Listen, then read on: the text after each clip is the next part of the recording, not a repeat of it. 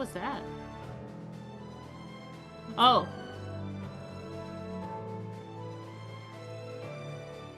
My Dracula daily art is doing numbers on Tumblr.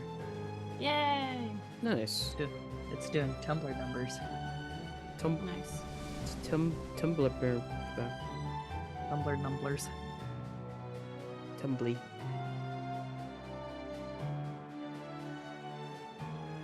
Oh, Simon. Do you know the lore behind Bowman, the new dark?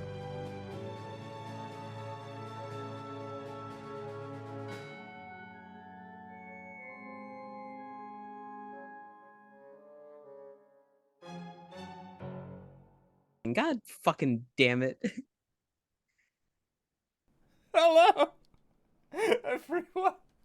It's all right. Now when it goes live, it only has my audio and none of yours. So this is great. This is a fantastic time. I fixed it. Hello, everybody, and welcome. Today is May. Are we live? Yeah, we're live. We are live, Sorry, yes. I didn't get a countdown. I know. I'm sorry. Look. I'm gonna figure It's out. so this unprofessional screen deck. here. I know. It's not like we've been doing this for almost 5 years. Wait, LB, don't you just go live without a countdown anyway? I do a countdown. I always do a countdown.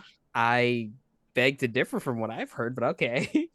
Today is May 8th, 2023. And You are loved. Loved. And that is a message that we like to remind each and every single one of our viewers and listeners at the beginning of each and every single one of these sessions.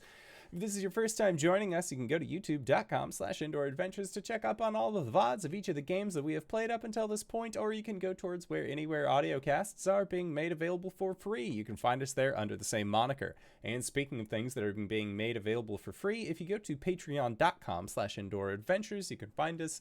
You can find our after show called Nights in the Courtyard, where we answer questions not only from each other, but also from the community. So if you have any questions for myself or any of these other fine folk, feel free to again join us at patreon.com/indooradventures. But let's say you already support us on Twitch. You already support us on YouTube, and I would say Twitter, but no one knows what's happening with that on any given day, and all of those other wonderful places. But you're trying to think to yourself, where can I go to help support this fantastic show even more? Well, guess what, Acorns? I got your back, quite literally, in fact, because if you go to indooradventure.redbubble.com, we got t-shirts.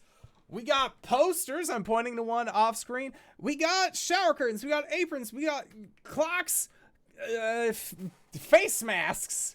I can't find mine, but LB is wearing hers. We have face masks with the symbol of Tiamat upon them, designed by our very own Cyberwolf1201, where all the proceeds of our merch is going to help support Doctors Without Borders. So if you would like to help support a good cause, or possibly help support the show, you can again go to indooradventure.redbubble.com. That is Indoor Adventure, no S at the end, .redbubble.com. But that is it for my opening spiel.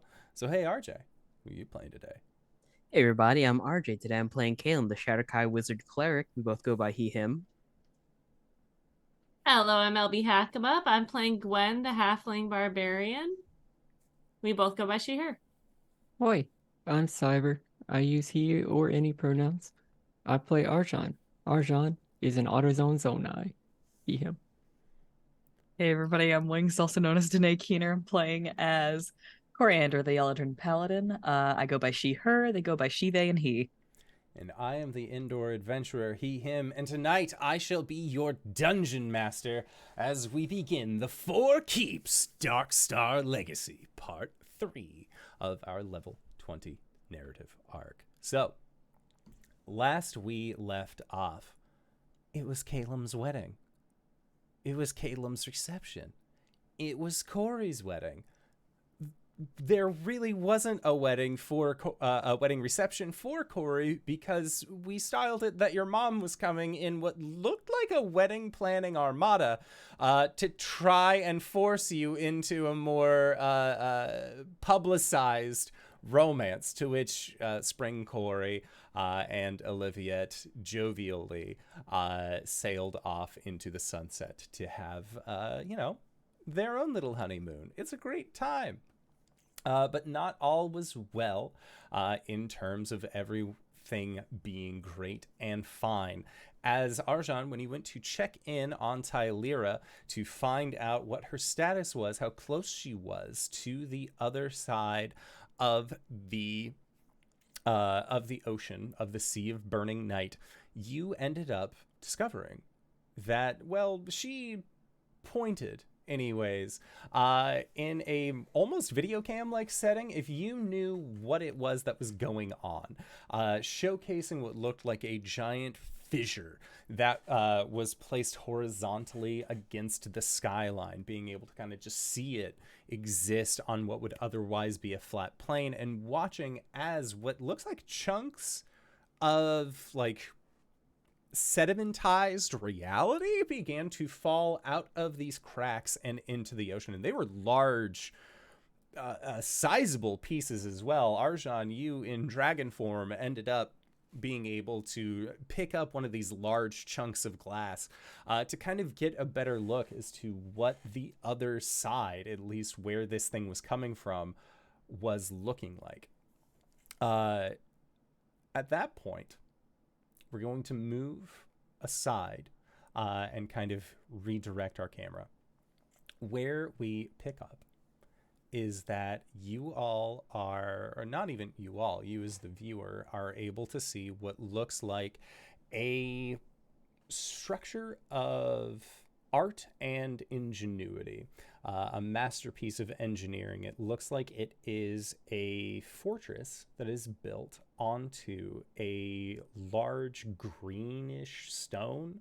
The stone, of course, being massive, and you're not sure if this is something that has monetary value. I mean, most precious gemstones have monetary value, but the way that the people simply live on top of this, you get the feeling that this is part of their culture. This is just part of where they are at. You see that there are steps made of a basaltic stone, this kind of nice, dark, rich blue, because this is an island. This is a rather sleepy island surrounded by perpetual storms and difficult sea weather. You see that there is a large moving shape in the water, and you are guessing that this is the dragon turtle that lives in these waters that the Four Keeps had found out about via a legend lore. Looking into this city built on this or this handcrafted island, you can see that there are dragonborn of various color. They're sort of milling about their day. They have their own little lives here.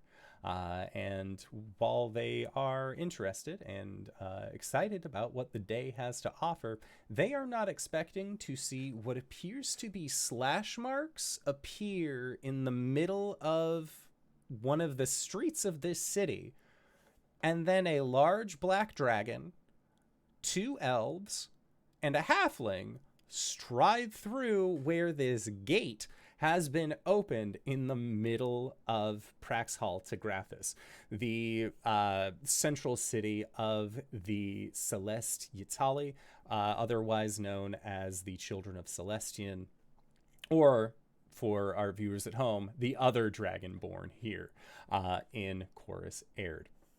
Now, upon seeing this large black dragon just appear through a portal, you see that there is a shopkeeper that sort of points your way and acknowledges you. Others are calling for guards. They aren't used to newcomers arriving in such a fashion. Arjhan, that was when you had sort of shifted back down into your dragon form, having taken, I believe, over 160 points of damage from being able to cast all these spells.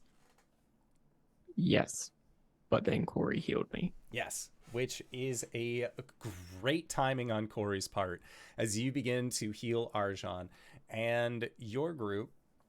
As you kind of take stock of this, what looks to be like a small town, like Shroudport would be a bigger city from your experience. Like this looks like the kind of place where there's maybe 2 bars in total. Most of the restaurants that you're going to find are like people willing to like sell you space at their table to eat their food. Like it is not a widespread island here. It looks actually relatively small.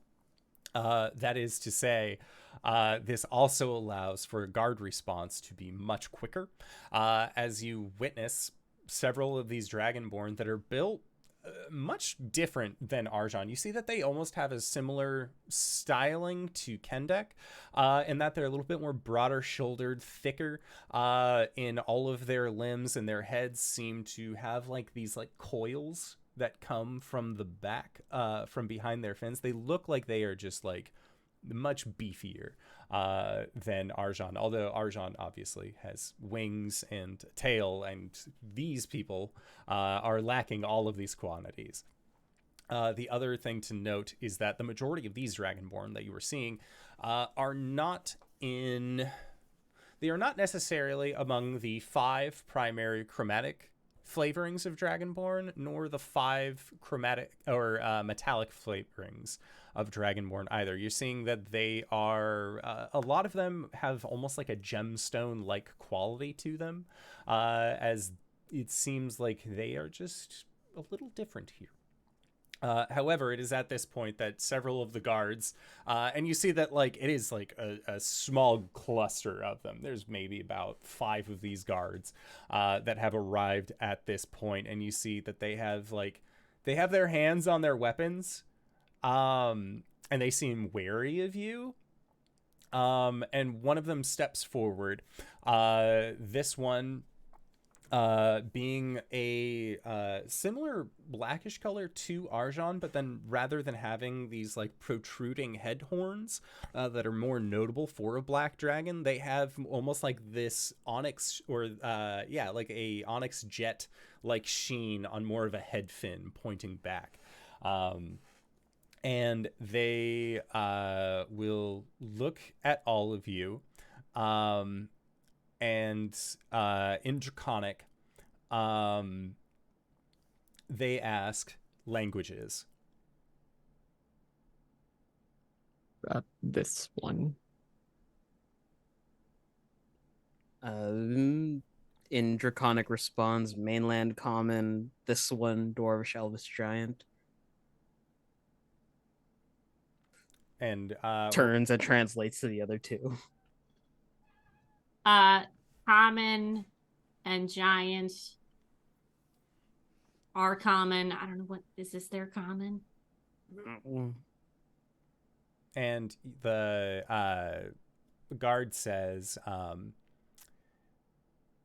if you would prefer, we do have those that speak common. For those that arrive as you do not be surprised if we hang around. And like when he says we hang around, he means the other guards. Of course. We would like to speak to whoever's in charge. We have information.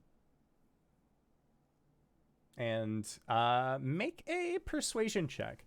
And I'd say make it with advantage. You did arrive via portal and also as a dragon, and that kind of carries some weight to portal-loving dragon society. 20. 20. Okay. Yeah, with a 20, this guard here, you're guessing is closer to the guard captain, turns towards the other guards, and has one of them run ahead, and says, let Exian know we have newcomers. And that guard, who looks like they are a little bit lighter built than the others, just runs off. And these other guards, the one that's in charge, sort of motions for them to kind of be readied, but not like weapons drawn directly at you, but more like keep it on the hilt kind of thing. And they see that you are all decked out, but because you're not like immediately hopped in, like your first thing that you did here was heal up. They have seen that, and to them, they do not believe that that is threatening behavior for newcomers to display. So again, that also worked in your favor, as this guard and the rest of the guards will begin to like escort you up these stairs. And as you're going, you see that there are just like, normally when you go to towns and when you visit places, Arjhan is the man out, in that Dragonborn don't really travel much outside of the ones that you have seen. That being said, you do not see any other humans. You do not see any elves. You do not see any halflings. You do not see any orcs, dwarves. It looks like this island almost entirely, and we're saying almost in a like 99.99, there might be a really shady guy like, I've been living in the caves for the last 80 years. A very ballsy half-elf somewhere. Yeah, like it might be one of those situations, right? But like, for what you can see and for what you are able to gather, this is Dragonborn all the way down. And they are these guards, as they are marching you with the perceptions that you have, with the ability to kind of get like pick up pieces of information as you go. What you see notably is that these guards all have a star that looks like it is a insignia, or a denotion of rank. The one that kind of came and spoke with you, having 3 stars. And it looks like that it would be 3 stars. It looks like he has sort of the, like, again, he's highest in command. They seem to kind of defer to him between the others. Other things that you would notice, there is just like, on top of there being that kind of coastal sound that you don't seem like you can really escape in this place, there does seem to be that like high wind off in the distance, and you can see like they don't have a glimpse of like a coastline. Like, if anything, you see that there is ocean, and then there is a wall of gray that sometimes will crackle with energy, and you're guessing that that is part of the constant storms that you all avoided by just using very, very high magic at a very, very hefty cost in order to bypass. Other things that you will notice, more of these gemstones, not just gemstone style dragons, but also these what you would know as echo shards that just seem to kind of be littered throughout this place. And as you continue marching up the city streets, you will also overhear that the head guard is Captain Yangmar. And Captain Yangmar is the one who's leading you, obviously. And as you all get to the top of this kind of steeper climb, you see that it is a beautiful stone building, and it is like it is kind of like a marbled effect with this echo shard. Like, rather than try and break out the gem, they sort of just left this in as this raw material using a series of stone shaping spells. Caelum, you would most likely assume, as resident arcane, that a lot of what you've seen here, whether it's food, whether it's structures, whether it is animals, like there are like goats and chickens and things like that here on this island, most of these were probably either made with magic or were imported somehow. You don't see a whole lot of sea trade coming to this place. As again, it looks like you all are being taken in as a irregular occurrence on this island. Other things that you would note or are worthy of note is that as you get closer to this building, Guard Captain Yangmar will look at the 4 of you, and in Draconic, says, I do not wish to be rude to newcomers, though the nature of your arrival bears questions. One such question that I will ask before you meet the chief may seem strange to those not of our culture. Please show me your teeth.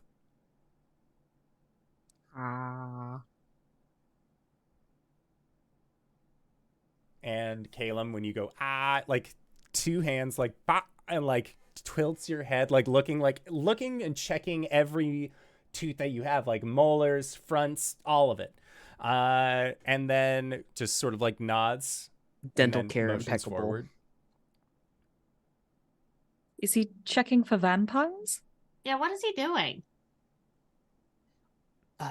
In Draconic, Captain Yangmar, is this a check for any of those who are more affiliated with the Knight?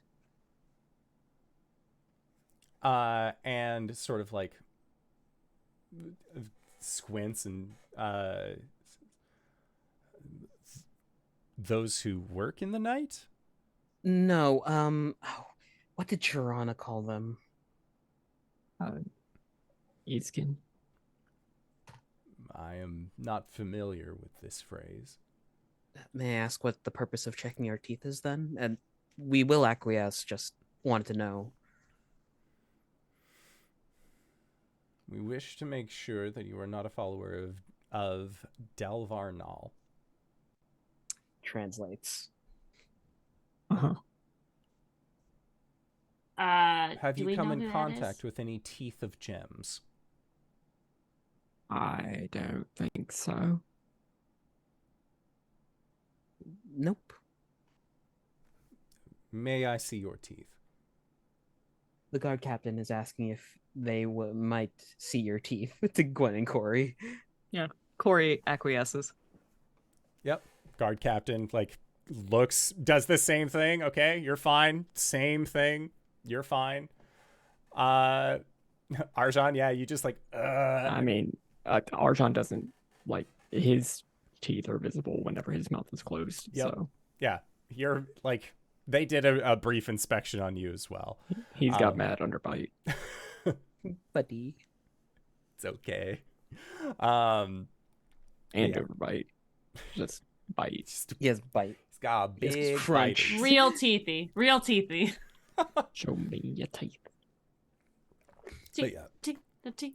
So after the guard captain does this inspection, they sort of like acknowledge to the other guards, and the other guards, they seem like relieved by this, and they are going to begin to go to, like, they'll go to the front door, which is this large, ostentatious looking double door, made of stone that appears to have what looks like it has the shaping of a turtle, but you can tell this is not an amphibian. This is not a small terrestrial tortoise. This is a depiction of a dragon turtle, just very front and center on this door. And these two guards will push the doors open. And as the doors are pushed open, you can see that the guard that had ran to speak with an individual named Exian is there at the doors, and it seems like they are here to escort you as well. You go further into this building, and you can see that this station is set up in a way that very similar to the speaker's tent amongst the Goliath tribes. This place, this building, was structured in a way to put the comfort of the guests above the comfort of the host. So there are a lot of like large cushy pillows that you can sit on. It looks like this is more of a just a very relaxed place, if anything. And you can see Caelum actually very strikingly similar to the inside of the structure that you had found yourself being able to speak to Brother Groon in, that had this alignment of stars. Very similar here on the roof of this building. And hey, Cat scratching at the floor. He needs to stop. So as you're all kind of taking this in, you see that there is a individual wearing long flowing, like almost like a wispy midnight blue as a color. They have it's hard to describe the sheen of which this dragonborn exists outside of the coin that you know is platinum. It seems that this dragonborn has like this kind of like silvered opalescent color to it. And Exian will approach, and the guard that escorted says, "You may now speak." And they say this in Draconic. "You may now speak with Exian Aloyan Mithrautar Drelvek, the senior, our chieftain." And sort of bows, and the Dragonborn sort of like takes a hand and just sort of pats them on the shoulder and says, "That was very well done. You can go back to your duties." And they sort of look, just, "I'll be fine." And the other guards will sort of like stand in the back of this room, and like they're still sort of wary of you all, but they don't look like they are just going to leave their chieftain with 4 brand new people that showed up via portal. It seems like that is just not part of the MO in today's operations. However, Exian will look amongst you and says, "I apologize if my common is a bit dusty. We do not get many visitors here, so we practice amongst ourselves." Would you feel more comfortable speaking in Draconic? I have a method in which everyone can share in the conversation without having to leave their language of choice. Make a persuasion check. That's perception. No. God damn it. That's the bitch. Okay.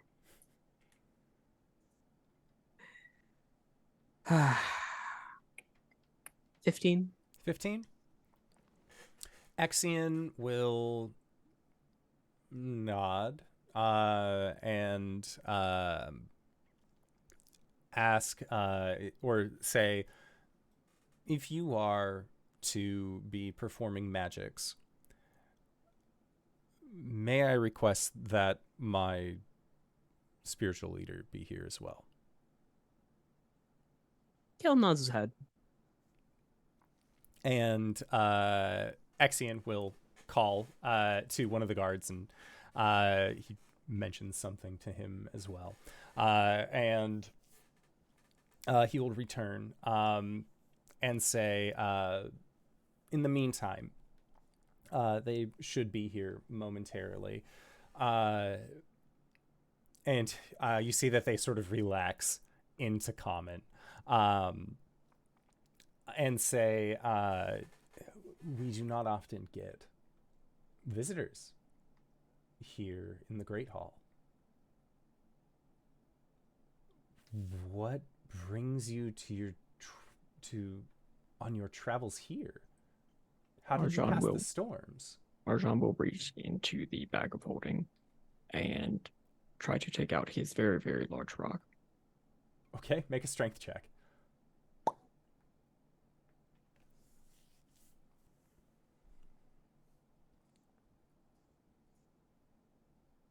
15. A 15. Okay. You're a big enough guy, so like you reach in, and it is just one of those like your friends can like help lift this chunk out of the bag with you. And Exian is just like watching this happen, just like, what? Is it for like what was the distance in between the rift and here? The rift and here, it would have been 4 days travel. But like in distance.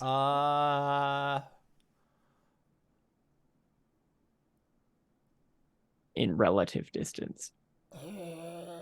In relative distance, Arjhan would say the distance. that distance, yes. Thank you.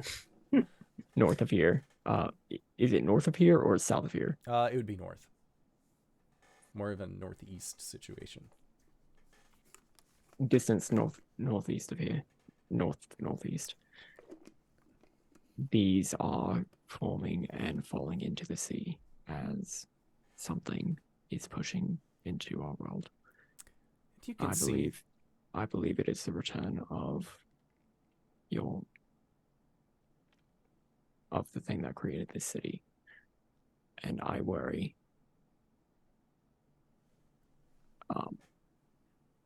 the place where it's arriving and the size of this rift that is forming. I believe it might cause a lot of damage. And you can see that when you say like, oh, this thing is returning, the thing that you've basically structured your entire culture around, Exian like gets very excited. And like you can tell that it is like when you can clock the moment that somebody is like actively listening to every word that you're saying. Like that moment clicks as soon as you mention this to Exian. Not that he was being dismissive necessarily previously, but more so that he is taking in every single word. And as you say this, door opens. As the door opens, you see that there is a white dragonborn. They look a little bit older, kind of like a tight mass of curls or coils that they've sort of like bound to the back of their head. And as they arrive, Exian will call them over and will introduce them and say, travelers, newcomers, this is Skavix Rhyme Scale. I hope you don't mind his presence, but if you were, strictly speaking, wishing to do magics, I would prefer someone with more knowledge in the subject than I. I got a question for the DM. Yes. Is this they our missing a- Skavix? No, this looks we like seen an this before? older Older one. Yes, this looks like an older man comparatively. Okay. However, Okay. If he were had to have rounded glasses, would it be a fit? it would look like a genuine fit, yes. It looks like there is a familial resemblance. Interesting. Funny that. Let's not go digging up skeletons. Everyone has their reasons for leaving home. Caelum will greet Skavix and begin to explain what the spell telepathic bond does. And Skavix sort of like understands this, and like motions like tells the chief like it's fine, and if it's not, it'll be fine. And the chief's like, oh, okay, and seems more on board for this as well. So yeah, telepathic bond, cue in everybody. Exian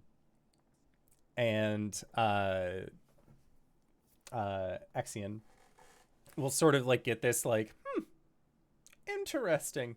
This is a rather like novel thing that can happen, and like he's doing a not as great job being able to like tell it or not telegraph his like about being looped in on this, and you see Skavix sort of like, my lord, like, does Arjhan will quickly go through just the images of the rift going up to it, getting the stone, looking past the other worlds, and everything else, all the information that he has on what is happening. And these two seem very like they are listening to this story, and now that you are able to also like show them the images of what you've seen, they are very on board for what you have told them. And Skavix is sort of like looks at the leader, looks at the chief, and just says like, we knew it was true. I've been telling you. We've all been telling like everyone for years. It's finally happening. We'll finally get somebody going home. The last time that this happened was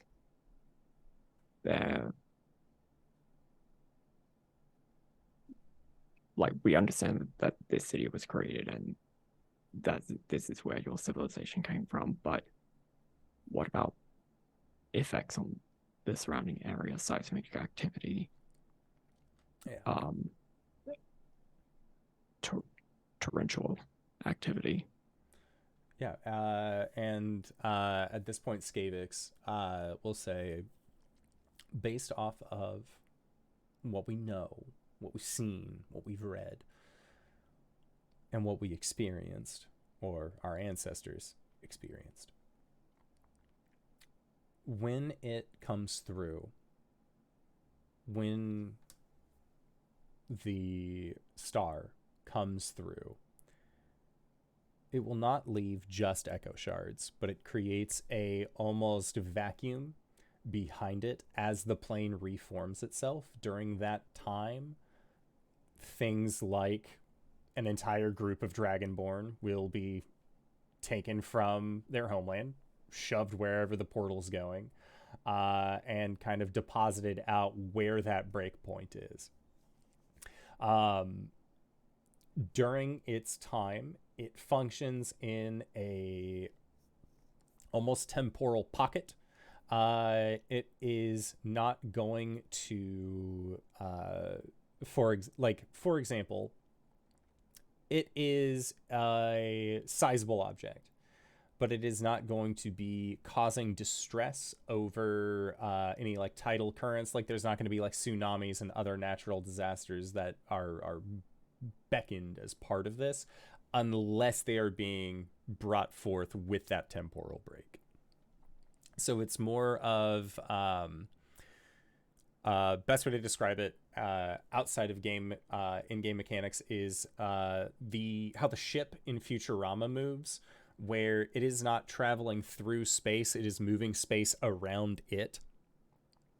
So very much the same with this, with the plane breaker, is that the effects that it has are purely just kind of going through things in its path, but it generally appears above areas where that can happen.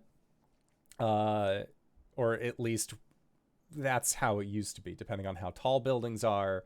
That sort of thing is, or if it like encounters a mountainside, it is going to be very different than if it's just going through space. And even if it does hit a mountainside, it's kind of like warping it around where the plane breaker is going through.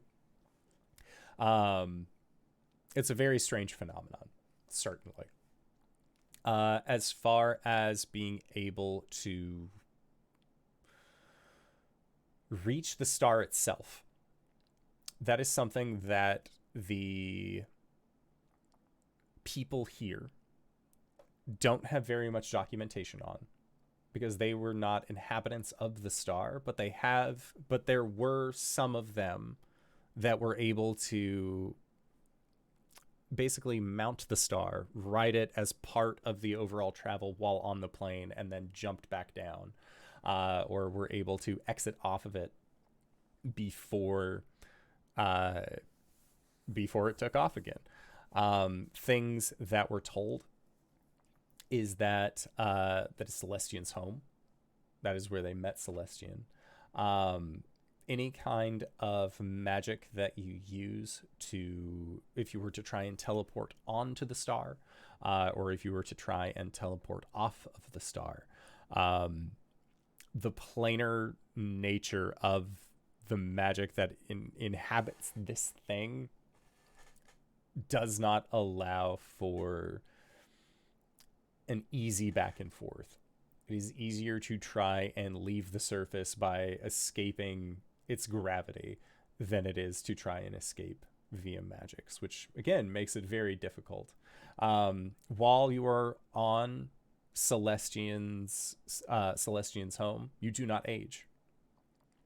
It creates its own interesting sets of issues. And most notably, the thing that these individuals talk about the most is the feasts that were prepared for them by Celestian. How they were never for want of food while aboard the star. And most specifically, the hospitality of Celestian, which is one of the main reasons why they try and be hospitable as part of their people. But they are like in the ancient text, it says that he had what looked like boxes of silver that were able to produce flames.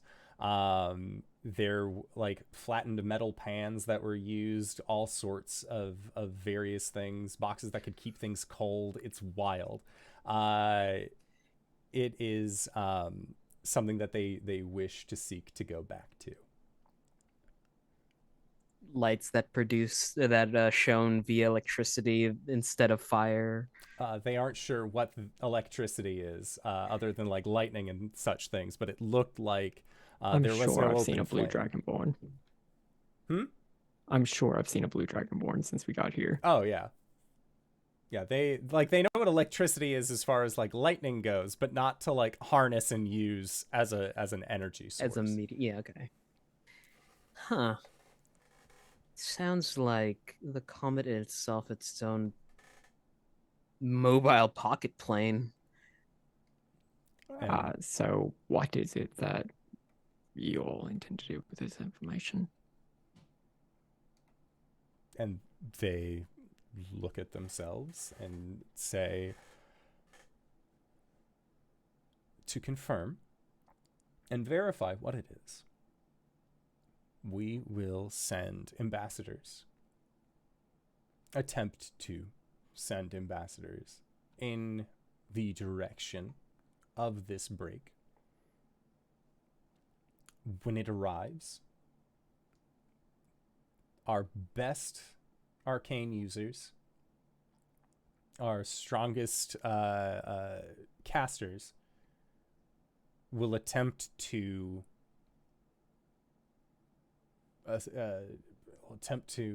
ride it. Essentially, they wish to go back on it. Because what they believe is that if you don't age while you're on this thing, they can wait however long aboard that ship, or aboard this giant meteor, until they eventually find their way back to their mother plane. But they don't want to risk it all on waiting forever, so they will only send a few of themselves.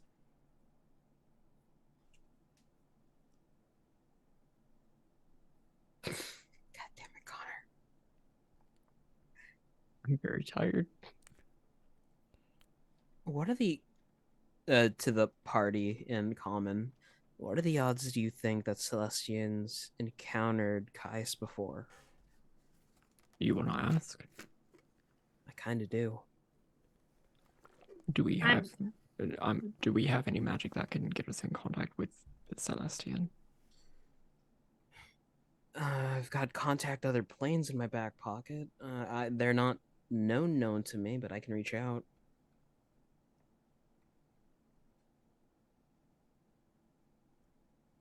I could And- familiarize myself with some of your knowledge base. Of course, you outsiders, newcomers, are more than welcome to stay as long as you would like. We were pretty close to where this rift is. If we can wait for tomorrow, perhaps we can help get your arcane users close to this rift. Of course, that would be incredibly helpful.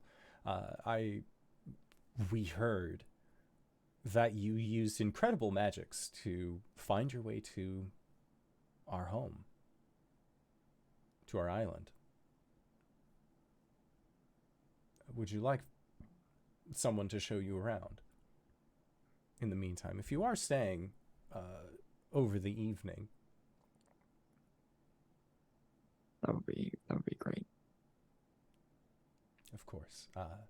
And Exian will offer this building for you all to sleep in. Like, he's totally fine if you all join him as well for his dinner. Thank you for the hospitality. Of course. I only hope that you share with us your stories. We do not get travelers often.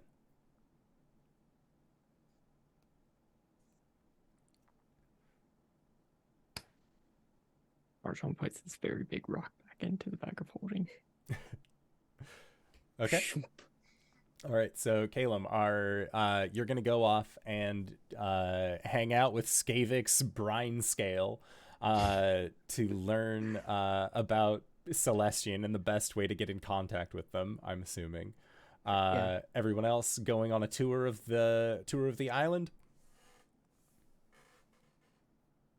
Yes, please. An Yeah. incredible. Gwen's kind of sizing up. These are all like. They're not normal looking like dragonborns from our planes. They do look a little different, but are they like buffer? I'm gonna say yes. It's like the standard body type for these Dragonborn is Dwayne The Rock Johnson. And like Dave Bautista. Like, they are all built like brick shit houses for the most part. Yes. You're gonna get hit, dude. I heard that bang. Oh, that was just Abaddon's rubbing her face on my thing. Okay. He's 'cause okay. He He's dropped him. I fine. heard a boom. No. Okay. No, there's carpet. He's fine.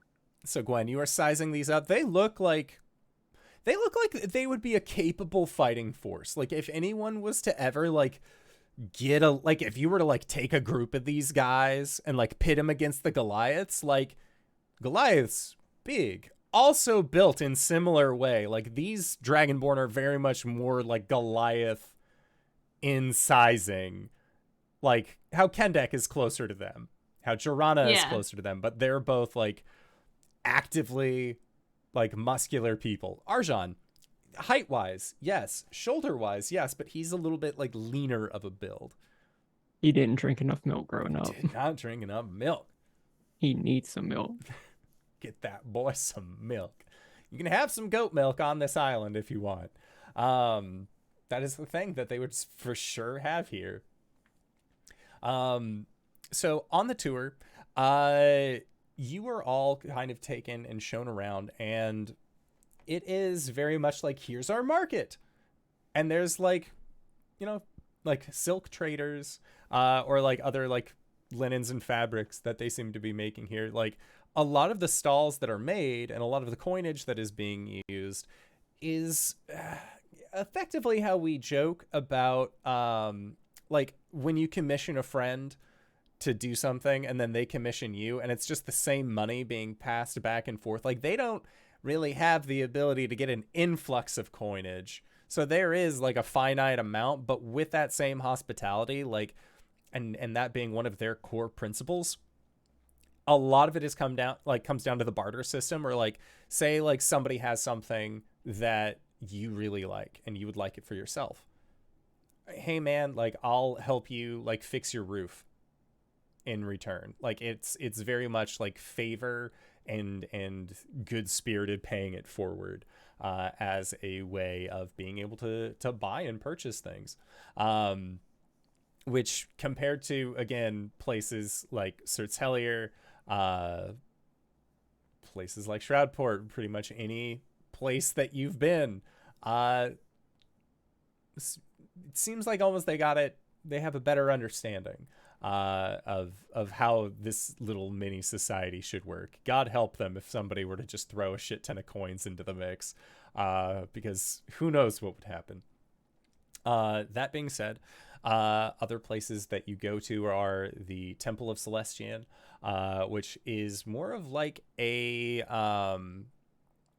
like, there are a series of pillars, but it's this very open air building, that you're guessing that on kind of cloudless nights that you can see a vast variety of stars here in this place. They explain that a lot of the buildings, a lot of the structures that are built, stone shape as a magical spell is incredible. Otherwise, masonry, definitely a thing that people are into here. A lot of basalt heavy rock, a lot of gem cutting, to kind of get what they need out of this place. Along the beach, as well, your guide kind of like motions to the what looks like to be like this endless royal of storm, as like this sheet wall that goes as far as the eye can see in either direction. They explain that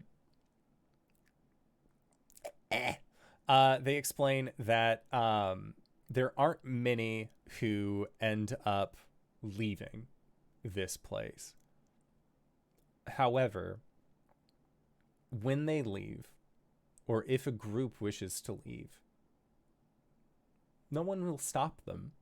If they are able to acquire a vessel and feel as if they are strong enough to brave the waves, they will be like, go for it. More power to you. There is no stopping them. They'll try and suit them up, but they're not primarily making it for... they're not trying to give any extra help, I guess, because they don't know... A lot of the people here, because they don't get people coming back very often, they don't know much about the outside world, about like the other mainlands, about the other islands, other than from those who have been able to leave and then come back. And there are like a handful of individuals that have done that. They also explain that there was an ancient hero named Kuzar Ostagan, who took basically like a dinghy of pieced together board and set sail to like into the direction of the open ocean. They wished him farewell. Several years later, Kuzar comes back. A bunch of riches, a bunch of treasure, telling tales of all of the places that they had seen. And it was actually recently, and he says recently within the last 30 years or so, that there was another individual who took Kuzar's challenge of acquiring a singular dinghy and then making their way out to the ocean. And that was the son of Skavix Brimescale, or Brinescale. So just this... White Dragonborn decided that they were going to brave the open ocean, and now they work as a guard captain in Shroudport. That's where they decided to go. A little bit close to the sea, but based on what you know of Skavix, they have a life outside of this small area. They also note that off in the seas, that is where you will meet Cedros, the last temple, the dragon turtle that has been protecting their island since time memorial. They, as far as they know, Cedros has always been here, and their name of the last temple is strictly for inside, or the belief that these dragonborn have is that within them, in a more spiritual sense, wherever they go, wherever they travel, the will of Celestian is with them. With this dragon turtle, this ancient creature who is able to travel as far as the sea will go, even if the people here, even if the Celestiatali leave, or a famine or a plague or something that magic cannot fix takes this island, Cedros will still be there to carry on their will, their understanding. Whether or not Cedros believes in Celestian or has been like spoken to, converted, like chances are that's going to be a negatory. Speaking with a dragon turtle can be a very tumultuous time, but it seems like they revere this creature as the guardian of their island. And Gwen, notably, one thing that you have always sort of taken not into consideration, but on most shorelines, there are usually shrines to what are known as the gods of ire. So like Talos, Umberlee, those aren't here. It seems like they don't have anything set up for like any other god besides Celestian. It seems like that's really the only one that they pay much heed to, which just feels weird. Like you're kind of like looking around, you're like, no, there has to be at least like some like stack of stones where people have thrown money on. Like, I don't know, there doesn't seem to be one here.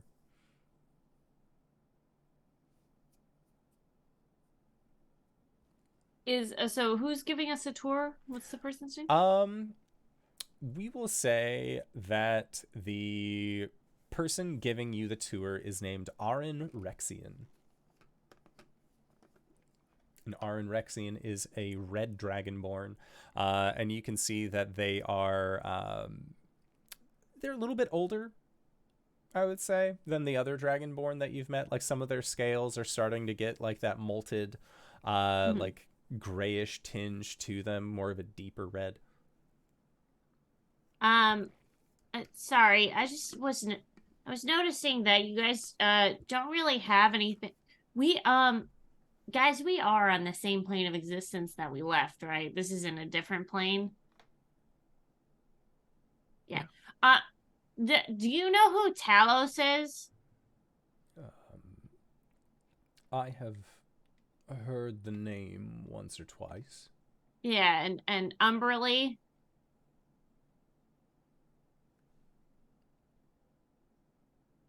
Not particularly, no. Well, I know that you guys have your own thing, but they are kind of the gods of like the ocean and like storms and stuff. And if you guys are gonna go out on the sea, even if you don't like really worship them, Umberlee is known as the Bitch Queen, is literally her name. She is pretty ruthless. So I would recommend, just as like a tip, when you go out on the sea, whoever it is, just give a little bit of something like money or something into the water, and just for Umberlee sort of thing, because she will wreck your shit and maybe probably kill you. That's not a nice name that she has. No, I mean, she's not a nice god. Then if she is not a kind god, why do people follow them? Have you ever had like a crazy ex-girlfriend sort of situation? Shakes like his they're head, really no. hot? Okay. Mostly for protection. So like most, as far as I'm aware, there are people that follow her, Oh, but like we pay she. Sage Rose, Oh, what's that? the dragon turtle that protects our Ah, island. When we go, we throw coinage ah. overboard. Okay. Typically gemstones that we find. Yeah. Are there a lot of those here? Nods. Well, you know, you can make bank on the mainland with those. People love gems. Well, they should. They are pretty. They're nice. Mm-hmm. How would I make a bank of gemstones? I feel like I would need many of Ooh. those. I mean, you could make a lot of profit. You could get a lot of things with gemstones. They are very Oh. rare. No, thank you. What? Oh, no, thank you. That sounds like a lot of overhead and additional stress. And I am a local arms dealer, and that is fine enough for me. What do you mean? Well, I help make weaponry for the guards. For young upstarts following Kuzan's legacy. I also will make weapons for them, and in turn they help me at my forge. Go to sometimes they will even create the material in order to create their weapons. Sometimes I have been brought a rock that fell from the sky once to create a sword. That was an interesting set of days. Cool. That's awesome. I think we have people like that. I'm from a tribe of Goliaths. Ooh, what are those? They look nothing like me. I am what's called a halfling, which is like we're little, like we're half the size of humans, which is kind of what think of me just like double in size. I am That's aware a of human. what a human is. Okay, good. I have seen pictures. Yeah. Goliaths are like 3 of me. Brawny, like the size of you in like muscles. Skin that's pale and slightly hard. Not like scaly, but like not as fleshy as me. And they have like white eyes with no pupils. And they have lots of like tattoos and stuff. I mean, that's what we do in our tribe. But it's a long story, but I am their leader right now. Congratulations. Thank you. Yeah. But anyways, we do a lot of trade and like creating our own stuff and living in our own society and that sort of thing. We used to like take over other people's societies and like just steal their stuff, but we've gotten away from that recently. Well, that sounds like you are on a better path. Thanks. Just sort of like, do you have any other questions? Not Arjhan? Not a one. I mean, I have a lot of questions, but I don't think they're appropriate. And he just sort of like nods and says, well, then our tour can continue. I can show you where we ferment our goat's milk. If you would like to try any, it is a local delicacy. I would love to try that. I have, I don't know if we can milk Todd anymore. We can't milk Todd. Todd's a boy. I'm so sorry. As Gwen, you say, I don't think we can milk Todd anymore. We're gonna cut it over to Caelum. Caelum, you have been working with Skaven. Caelum has stopped reading what he's doing and just looked out into the middle, just like someone said something wildly inaccurate. I'm tired. I know, hun. Let me have this joke. Yeah, Skavix. Will say and kind of further explain that depictions of Celestian have him looking like an outsider, one that has not decided to arrive. Human is Skavix's best guess. They describe that he is tall, he has the rounded ears, and it's around human height. So they're guessing that he's human and not some strange proto-elf, or at least typically veils themselves as a human. And sort of like kind of talks more about Celestian's philosophy, which is that much in the same way that had been explained to the others, that wherever you go, the Temple of Celestian is inside you. He doesn't necessarily typically have temples. They more erected a temple to have just like a central place of worship. One thing that they tried to do when they first arrived here was to pray in a different spot of the island every day. But if you do that enough times with enough people, eventually there are no more new spots. So you just build in the place that most people really liked. And that is how they got their like open amphitheater style temple for what it is. It more just kind of looks like the foundations of where a building should go. That being said, I will say for the purpose of your the purpose of spending time, it'll take a couple hours to kind of like get as much information that you need about Celestian as you would require in order to cast a contact other planes and target Celestian. That being said, you will be able to communicate with them, but you know that within you'll probably be having dinner with the leader of this Dragonboard Island in the next like half hour or so. So you can do with that as you will. But yeah, you also kind of hear about how typically nobody really leaves this island.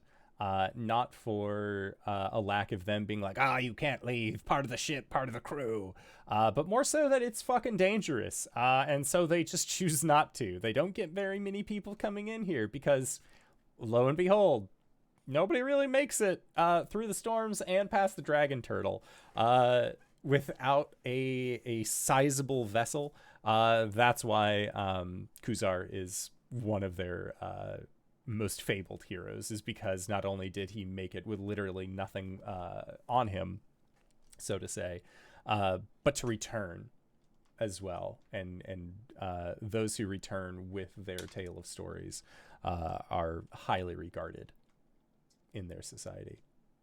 While they're working, Caelum just like occasionally glances over to Skavix. A few minutes go by before he pipes up. So, Skavix wouldn't happen to be a family name, would it? In a way, most names here are family names. Did you have any relatives who decided to leave the island? Not my son. Oh. I've met them. Is he doing well? Is he healthy? Caelum will produce a cast a minor image to show a Skavix slaughterhouse with just like the normal tunic, the round rim glasses over the head. He's become an integral part of a commune on the coast. And you see that Skavix the Elder sort of like wipes at their eye. And like comes up and like goes to like knows that he can't touch the image, but still like puts his hand up to Skavix's cheek like he should be able to, and just says, "Look at how you've grown. You do your mother proud."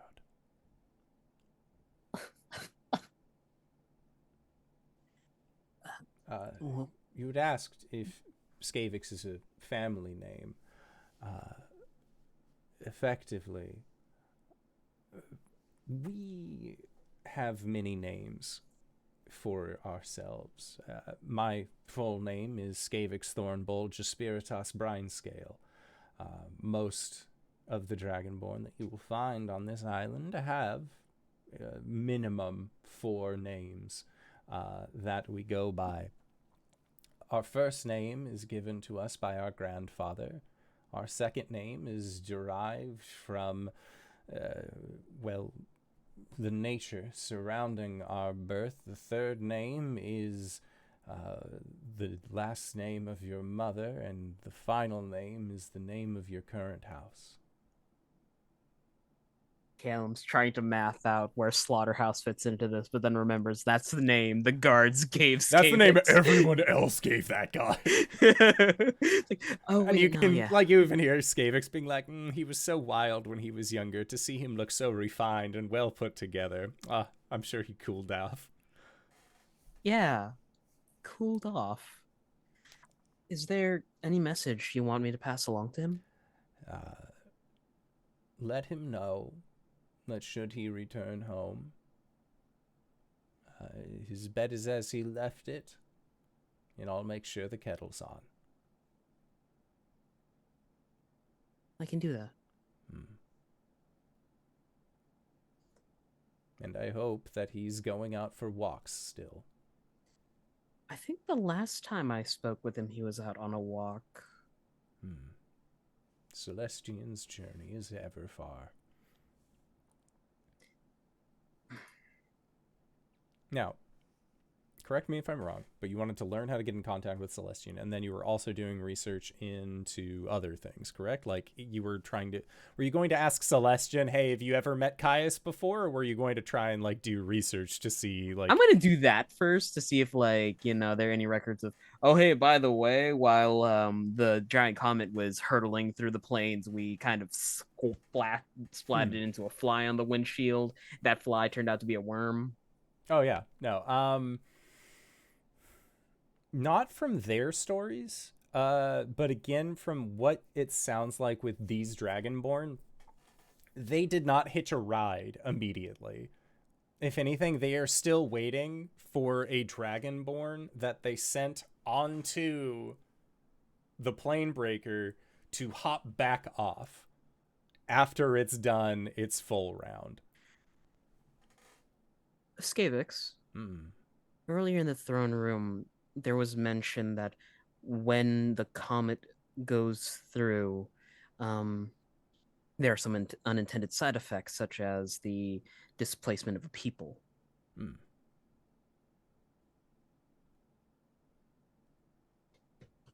What if that's what Kais is waiting for? I do not follow. Oh, there is a cosmic entity that we are currently trying to stop, and they have threatened our world into drowning it in these inky black worms. But currently, the moon goddess Elistray is holding back said comet that is on a crash course with Cast's exposition. And Skavix is, like, intent on listening on all of this. By the time that exposition is just wrapping up... Oh, there's a chalkboard that's been wheeled out and Caelum has drawn, like, I was going to say, you had, like, 30 minutes until dinner when you finished your research to be able to reach out to Celestian. This is like, okay, dude, this is why it's important. And, like, explaining to, like, Skavix all about this. And, like, as you're, like, wrapping up and he's just like, my God, this thing goes straight to the top. Like... You've just anyway, dumped all of this information on him. There is a knock on the study of where you all are, and you see that there is a younger looking aquamarine colored dragonborn who says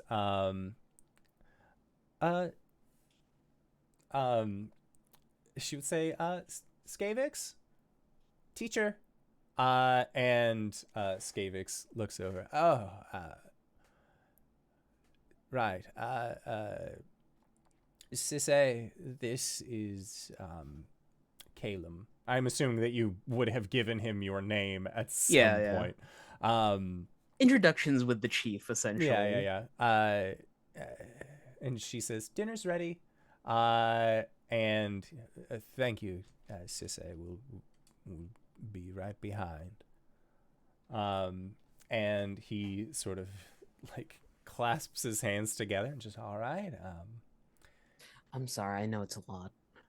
No, it sounds like your journey is lengthier than most. I have a lot to think about in terms of the grand scale of things. And I don't think that these thoughts are best suited on an empty stomach. Well, if you don't mind, after dinner I was once, I still am, an acolyte of a goddess of knowledge. If you wish to pick each other's brains over some tea. I would be happy to spend time in your company. Lighter topic. Yeah. And as the rest of you are also met by a younger looking dragonborn, this dragonborn being a topaz styled color, whose name you would catch as Corin, they also kind of say like, hey, dinner's ready at the Great Hall. Let's go and check it. Let's go get some. Your group is able to go back up to the chieftain's house. Are there any questions from Cori, Arjhan, or Gwen that you would have wanted to ask Aaron before going to dinner? And he seems like he's been around this island a while. He's met a lot of the younger upstarts, and just has like a general beat on the pulse. Like if you wanted to know any like base information about folk, he's one of the guys that you would probably want to talk to. What is the source of these storms I keep hearing about? He will explain.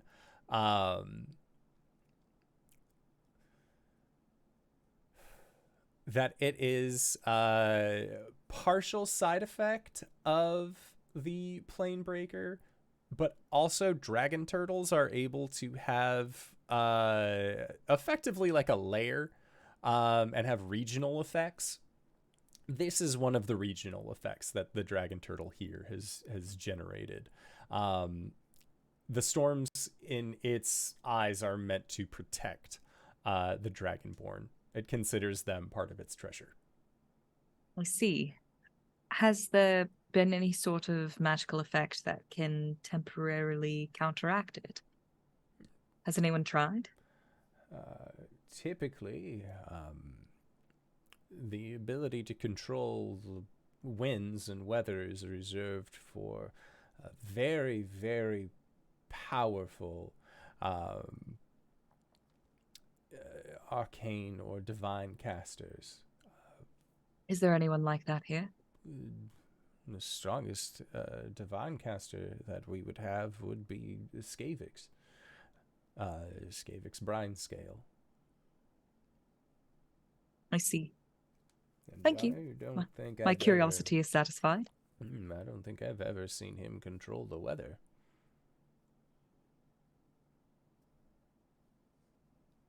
Are there any things that we need to be careful of in at dinner, as in like, don't do this, it's really faux pas? I don't want to like upset anybody.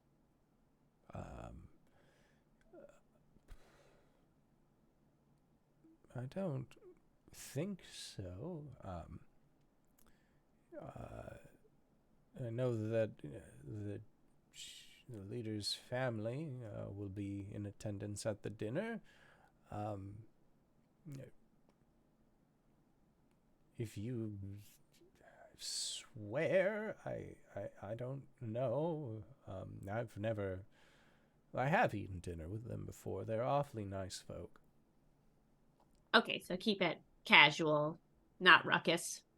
No, the story you tell calls for ruckus, then ruckus it shall be. Okay.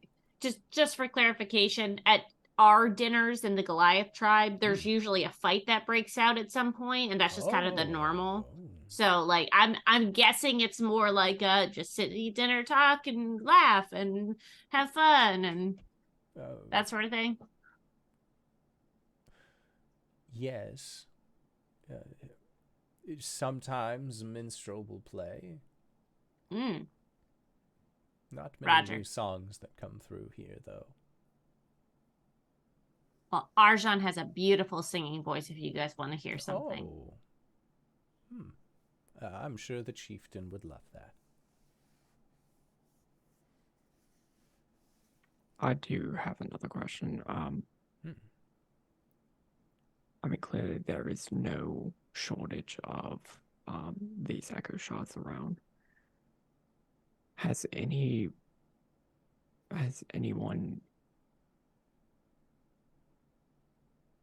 basically I want to know if anyone has experienced echo sight, or Arjhan says that... or if they've seen anything strange through the use of them. Arjhan has not. It is a when you mention like, has anyone seen anything? Arjhan, like, he's not expectant of this question, but it doesn't seem as out of left field as others might take it. And he explains that within the Temple of Saloon, or not Temple of Saloon, of Celestian, that there is a chamber known as the Depth of the Heart, and Exian, Skavix, other members of more high-ranking officials and those who have been gifted with the sight will sometimes go to... he's not really sure what they do, to be honest. He's never been there before, but as far as hearing people talk about seeing their reflections in a different light, it is usually within the depth of the heart.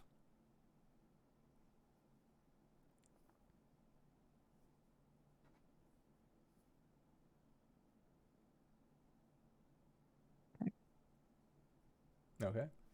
And as he says this, and your group is reconvenes at dinner here at the chieftain's house, and you begin to regale them with the tales of your travels that have led you to this place.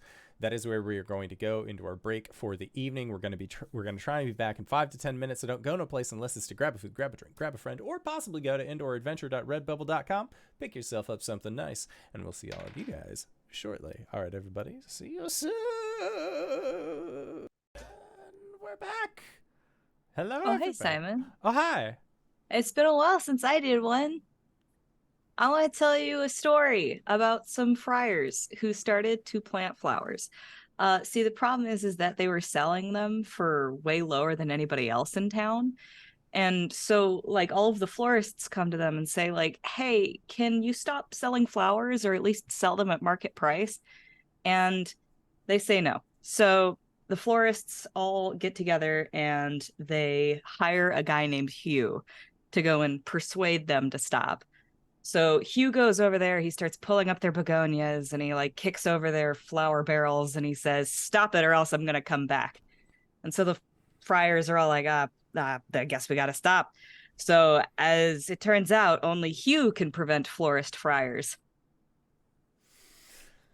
I love this. I may vomit.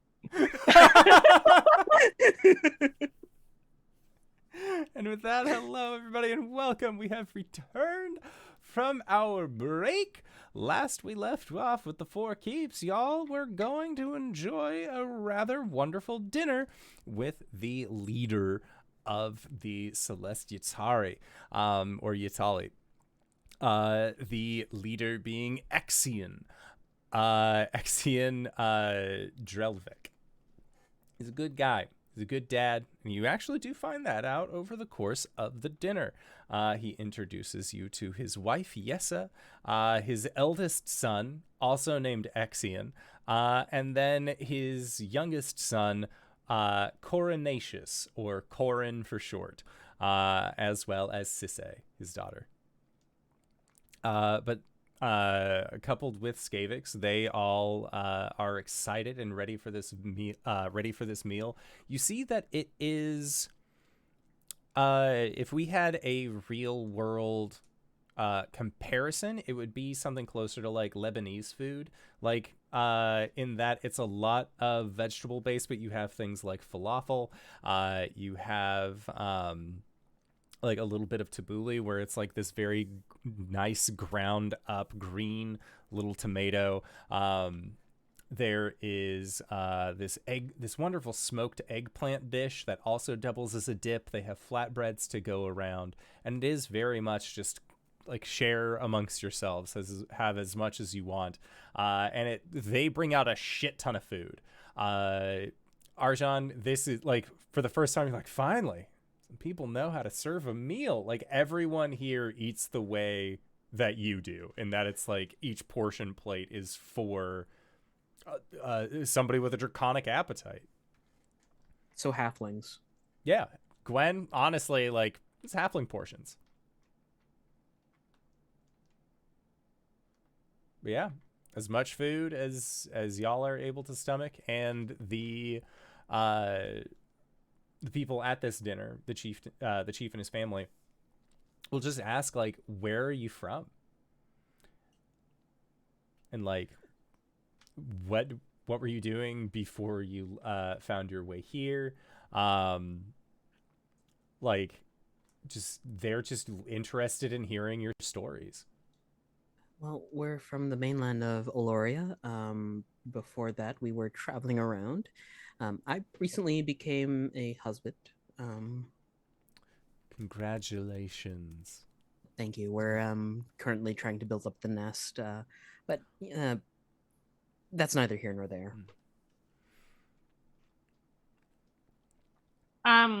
Well, we've kind of been all around. We've been to the Hells. We went to the Feywild, the Underdark, the Shadowfell. We went to the Moon, which was really cool. Astral Sea. The Astral Sea. A big old library. City of Jewels. Sigil, yeah. We fought Orcus, and that was in the house, right? Not That was in the house, yes. That they all just like look very like, wow, like they are just taking it in at face value. Like, there's no secondary questioning after what y'all have been able to explain to them. And it is Corin actually who will ask the question for each of you. For all of the places that you've traveled, for all of the adventures that you've had, what has been your favorite place? And they acknowledge you don't have to say Praxaltagrathis. You just arrived to say that it would be your favorite. If you do, more power to you, and you're welcome to stay however long that you like. But they also understand that you just got here earlier today. To call it your favorite would be wild.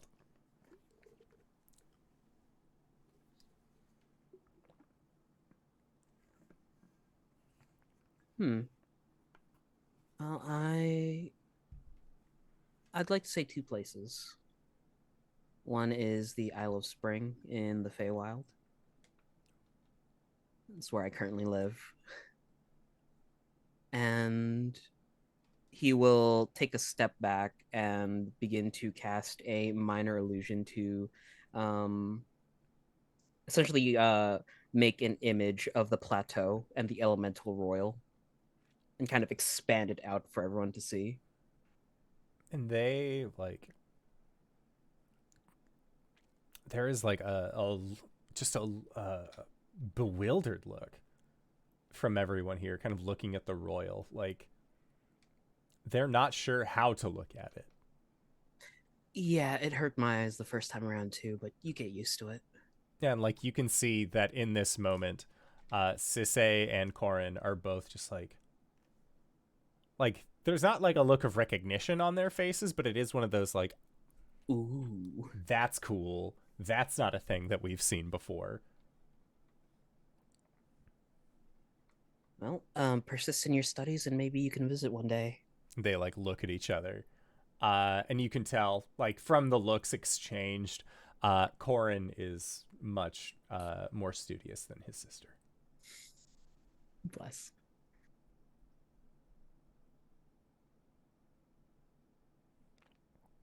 Okay, but yeah, Caelum, I think that after you've kind of said what your favorite places are, this seems good enough for Yisa and the others, especially now that you've also like presented this image with it. But as the meal is wrapping up, Exian will turn to his children and sort of tell them like our guests have a large day ahead of them tomorrow, just as you all three of you do. You should head to bed and make sure that you're well rested for the day. And you can see that there's like, I don't know about this, but like they're respectful of their father's wishes, at least like above the board. Whether or not like they'll be like, I want to listen in to see if they say anything wild later on, like that's up to the kids. But as far as the parents know, like they are being good children right now. And again, Sisay is like this aquamarine-ish color. Coronaceous is a actually like a topaz style color, like this very nice, like almost brownish, like not really a beigey, it's more of like a yellowish brown. Looks really nice. He pulls it off very well. And then Exian the Younger is also same platinum coloration that his father is. But the three of them end up leaving, and it seems like the two younger siblings kind of want to stay behind, but Exian the Younger is very much like, no, we have to, like, we should do what dad says. Not in a like dad knows best, but like, you know, we just got a good meal. We don't have to go to sleep. We can just go to our rooms. He clearly wants to have a conversation. So everyone except for Exian, Yisa will also join her children to make sure that they are behaving, leaving Exian, Skavix, and the four of you here. And Skavix has been like briefed on the scenario at large via Caelum, and I think like does his best to relay that information to Exian. My guess is that the others like, and you all can kind of like pitch in as far as any kind of missing information would go to fill him in on what you need, as far as letting him know like, okay, we're going up against Caius. We think that this is the thing that's happening. This is why it's important that we learn as much as we can about this arc star, the homeward star that you all seem to hold in reverence. And Exian is like, he understands. He understands the urgency, but it is also you can tell that he is also like thinking about, okay, we need to get people there. We need to get people like to the star itself. Like trying to basically like working with y'all to figure out like the best possible way to try and get somebody up there, up to where the star is, as well as kind of checks with Skavix to see if there's been any updates on like, will it cause collateral damage?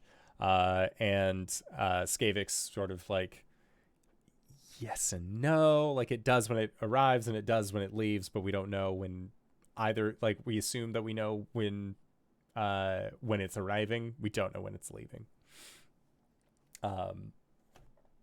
Yeah, so they kind of have a back and forth, and then they offer any of their services to you all. If you need to use the temple, you're more than welcome to it. If you need to use the library, again, more than welcome to it. They are going to be focusing on figuring out amongst their guard and amongst their able-bodied fighters and travelers who all is going to be at least sent to investigate this thing.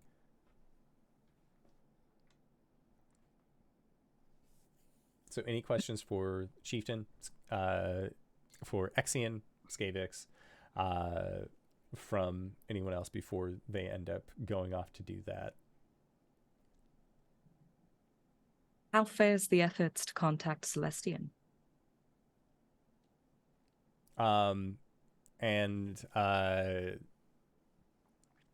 Skavix will say that we'll kind of point to Caelum and explain that he's given Caelum all the instructions as to how to conduct the ritual to communicate with Celestian.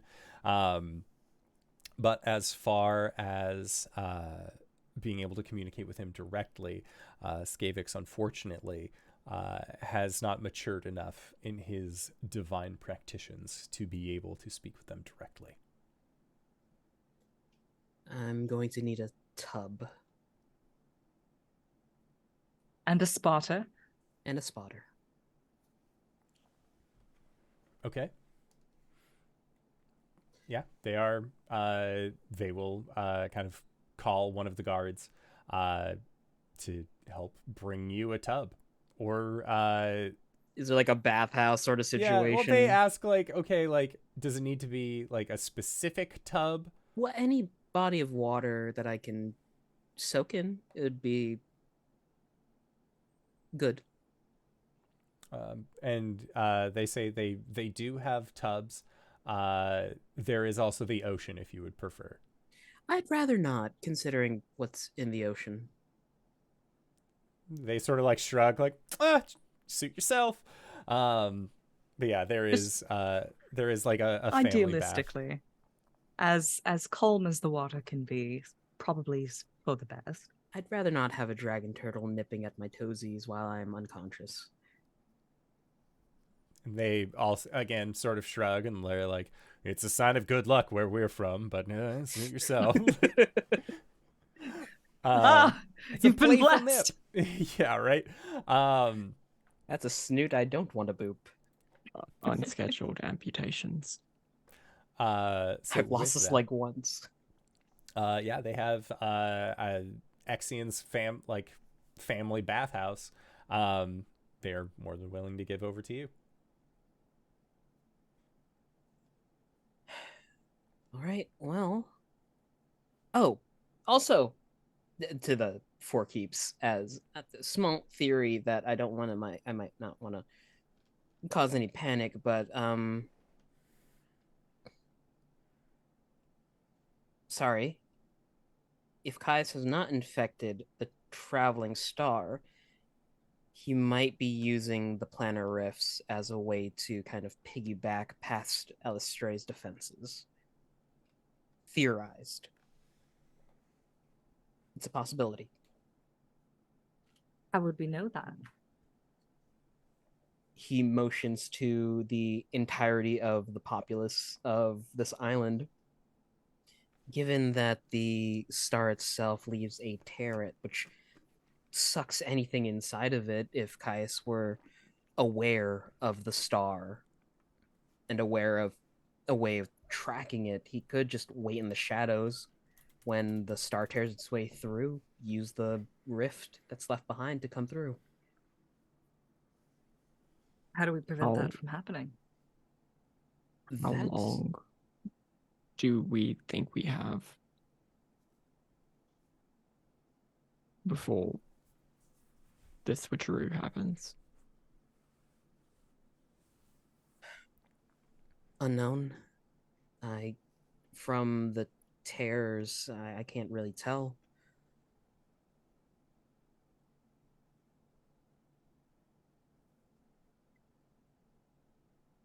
Are we thinking more than a week? Given the rate of fracture in the sky, can I make an Arcana check to try and guesstimate? Yes, it's going to be a very high DC. Okay.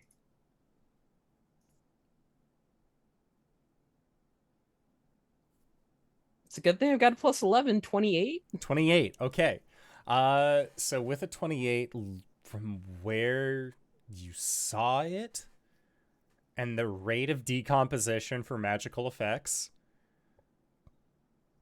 as well as your familiarity with things like the tearing of the multiverse, you're guessing that there's less than a week of time. Days at best, Arjhan.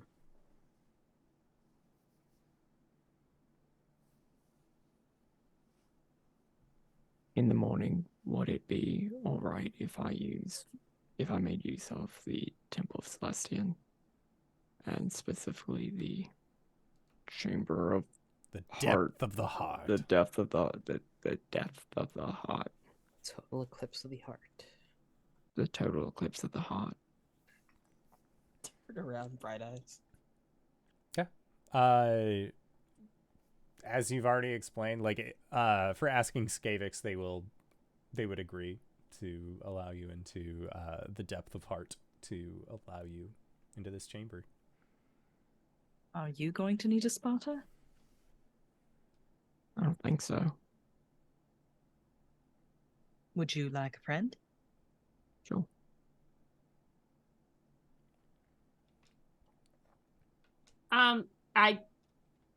As much as I'd love to come hang out with you, Caelum, I think I should go with Arjhan, because if your thing goes wrong, it's probably magical in nature, which I can punch that.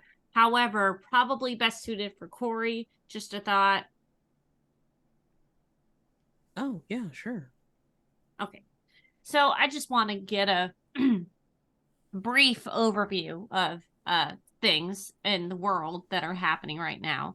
Okay, Caius is coming. Caius is here, but Caius's dark star is coming. Can't get past the moon. These rifts are a natural occurrence and are just he's using them, or they are being created by Caius. The traveling star creates the rifts on its way through the planes, and I'm theorizing that Caius is going to try and hop onto one of the rifts to get in past Elistray's defenses. Okay, makes sense. Cool. So once the dark star gets here, wormies take over the world, basically, right? So we want to stop the dark star at all costs, right? Yes? Do we have a way of sending it away at all? Like, even if we defeat Caius, is he controlling it? What is our plan with the actual wormy thing? To first confirm if that is an actual plan. Which part? To kill Caius or to trap Caius? If Caius is related to this at all. Right. I meant in general, not with the rifty things. The plan is to trap Caius. Right. But what will happen with the Dark Star when that happens? I think the Caius and the Dark Star are one and the same. If we trap Caius, we remove the Dark Star from play. For sure? Because I thought Caius wasn't the Dark Star or on the Dark Star. I believe Caius is the Dark Star. Yeah? Okay, cool. Awesome. Do we have a way of protecting ourselves from getting burrowed? Like, I'm sure I could find a corkscrew, but... protection from necrosis. The same sort of protections from Orcus. Cool. Okay, I think I'm up to date. Turtlenecks. The sweaters. I don't think this ring is that old. Okay, so right now we're going to talk to the dragon turtle to see if he not right now, but like our short-term plan. Someone is going to talk to their god to find out if they've dealt with the Dark Star before. To what purpose? For more information on Caius, also to warn Cool. Celestian, just in case. It's an oversight, essentially. I mean, and also to let him know that, people are all rearing to jump on the Dark Star, the Homeward Star, that one. They are different things, right? Yes. Yes. Yes. Cool. They are, Hopefully. different. Yeah. We're operating on that assumption, yes. God, could you Right. imagine I get into that pool, I try and contact Celestian, and I just see a mass of worms? Wouldn't that be just swell? Hopefully Sarcasm. not. Simon's writing, so Gotta hold change a on. few notes. That's cool as hell. That would be awful. Yeah. Why would that go for it. happen? Oops, Cool. all worms. So Would you love me if I cool. was still a worm? Probably not. I'd build a terrarium. As much as I ever could love a worm. So you're gonna do that. Arjhan, what are you gonna do? I'm going to try and utilize the Death of the Heart. And see. Is that a Well, metaphor? no, there is a literal thing called the Depth of the Heart. It is a chamber full of echo shards. Oh, I see. Okay. In the Temple of Celestian. Yes, cool. All right. Yes, we can do that. She clinks her gauntlets together. All right. So that we're doing that. Just as again a wrap up, because there was a lot of lore that happened today for me personally, and I want to make sure I have all my ducks in a row. To defeat Caius, we already know his true name. We have the thing to put him in. We What else have do all the things. Yeah. So why aren't we doing that? Because we don't have a way to get to Caius. Without- We're waiting on that. Immediately dying. Because space bad. But yeah, wild space is Wild. difficult. Yeah. Okay, cool. Will our mech not work for that? Well, the mech isn't done. That's what we're waiting on. Roger. Cool. Good. I think I've got everything. Is there anything you guys need from me? Can I get a hug? Yes. I will have to make sure to be very careful. Pill, pat on the booty. All right, I hope I don't go insane. Roger. Arjhan, is Not on there my anything watch. you need from me? Not right now. Cool. Just be here when you guys need me to do the recap. She goes back to her beverage. You've had a lot of fermented goat's milk in your time. You've had a lot of fermented milk. It's kind of a weird thing. Is it good? Yeah. Yeah. Is it like in How this does it- situation? How does this it is- compare to like- the fermented milk of her tribe? Yeah. No, I was Do actually we going to get into ferment that. milk? Because I've never heard of that. You do. Some You have- cultures do. It's fermented auroch milk. Yeah. Auroch milk. It's the fermented auroch milk. Like it's all about what you feed them, man. Like fair. Yeah, and it's one of those things where like you've had milk where like the auroch has gone through like a garlic patch before, or like an onion field. It tastes gnarly. Then there are others that try and like season it so it's almost like a savory, boozy drink, and like that can kind of be fine And- sometimes. yeah. But this is, it's almost like a wine. And you're not sure like how they got it to be this consistency, but like this is actually kind of pleasant. This isn't bad. You're not sure if you would order this off of a menu or if this is going to be like a new thing that you're kind of into, but like as far as fermented milks go that that you have drank in the length of your journey since meeting the Four Keeps, this one's not bad. Sidebar, Nights in the Courtyard. It's also high in protein, so you're getting your alcohol with your protein. Yeah, I it's a mean, whole to be meal. honest, that you could use that as a base for a soup, no problem. Like a seasoned savory milk booze. Sour cream and buttermilk are fermented milks. That's Yeah. on its way to being soup. That's all I'm saying. Yogurt It's is fermented witchcraft. milk. Roger Dodger. Scoliosis. Okay. All right, so Caelum, you are stationed at the bath. The rest of you were waiting until tomorrow to go to the depth of heart to be able to speak with the, or at least to be able to use your version of Contact Other Plane. Caelum, so for yours, make a roll while you get nice and comfy in this bath. What's Coriander's bonus? +6 on saves. Okay. 31. 31. Yeah. You don't lose anything. And I would say that the spell goes off without any issue.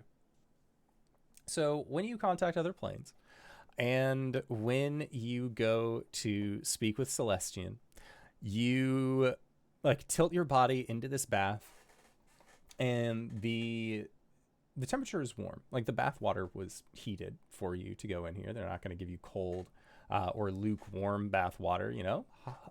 They want to be as hospitable as possible. And you think that there's actually a warming magic that's been embedded into the stonework, so that way they don't have to try and heat it on a separate occasion. They can sort of just motion to the tub, and then the tub will heat for them. So you close your eyes and you kind of relax. And as you are relaxing and the water kind of takes over what you can hear, there is that kind of muffled sound that always kind of happens underneath water, where you can hear your own pulse and all of that other good shit that comes from being underwater. And if you can't, please let me know, because I might be different in that way. But the thing that you do hear is what sounds like a crowd of people. It is just a genuine hustle and bustle, very light. And you can hear what sounds like ceramic being clinked together. You can hear what sounds like almost like a metal kind of clinking on ceramic. And you suddenly get a smell, and that smell is of coffee. You get another smell, and this smell is accompanied with a audio as well, and you can hear what sounds like a cracking sound, and then a sizzling as there's that bubbling accompaniment of eggs on a griddle. And as you open your eyes, you can see that you are sitting at what looks like a diner. There is this you are on a red seat. It looks like what we would recognize as the inside of an old train car, where there's not where the chef's not in the far back. It's a small brief a slight waist high barrier that really separates you from the kitchen.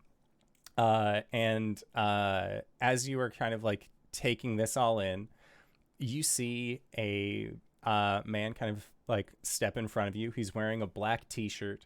It seems like he's wearing rather nice pants. They're jeans, you know, it's a denim. But it's and there's the lower half of an apron over the top half.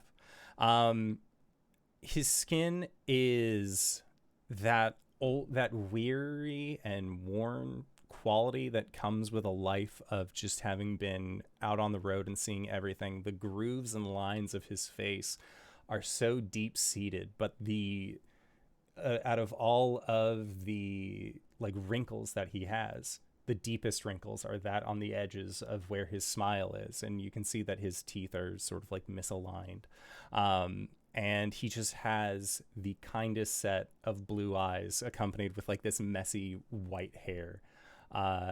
And he looks at you and just says, "I haven't seen you before, but what's your name?" Oh, hello, I'm Caelum. I was hoping to speak with Celestian. This is it's weird. It's fine. I mean, you're here. How can I help you? How do you want eggs? I just had dinner. I smell coffee though. Oh, That'd be yeah, cool. no. Here, And he'll take like a little ceramic cup.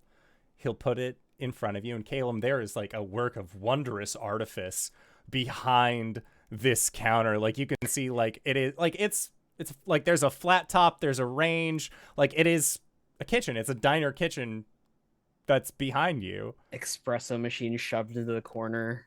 There's no espresso machine, but instead you see that there are like two standalone like metal cylinders with a little plastic top that looks like a little metal spigot coming up, and he takes the ceramic cup and he just spoots it, and you can smell that coffee being like that has been brewed coming into the cup, and he hands it back over to you. And Caelum, you'd think, how can it stay warm inside of a container? But here it is. And Celestian looks at you and says, you know, regardless of where you go, regardless of where you've been, there's one thing that's always going to be a constant: diner coffee. No matter where you go, no matter what you do, it's always going to taste the same. Caelum has leaned to the side of the booth to gawk at the kitchen. Uh-huh. Hey, you want to see something wild? Wilder than this? He will take an empty glass, and it looks like it would have a glass like texture, and he knocks it against the table, and it has like this like coo coo coo, like a plasticky tone to it. He'll go up to what looks like this large silvered box that has another like concave entrance into it. He'll put the cup against it, and water will shoot out into the cup. He'll pop it over once it gets about like 3/4 of the way full, set it slightly over, and you see ice come out of the same machine. Caelum immediately stands up. What? Is that one of your questions?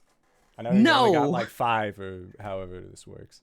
Oh, sorry. I'm using a different sort of spell. It allows me to communicate more freely with people not from where I'm from. I think I have a little bit over 10 minutes, judging by things. Yeah, well, you know, you're always more than welcome to say if you want. Try some pie, try some, we got a hash scramble, and we're kind of sussing out, working on a little bit. But, you know, it's dinner, breakfast, lunch, whatever. It's all the same 10 ingredients anyways, no matter how you make them. Just flabbergasted, Caelum sinks back into his seat and holds the cup of coffee in his hands. Yeah, well, it's still warm. Come on. Yeah, And it has like this very...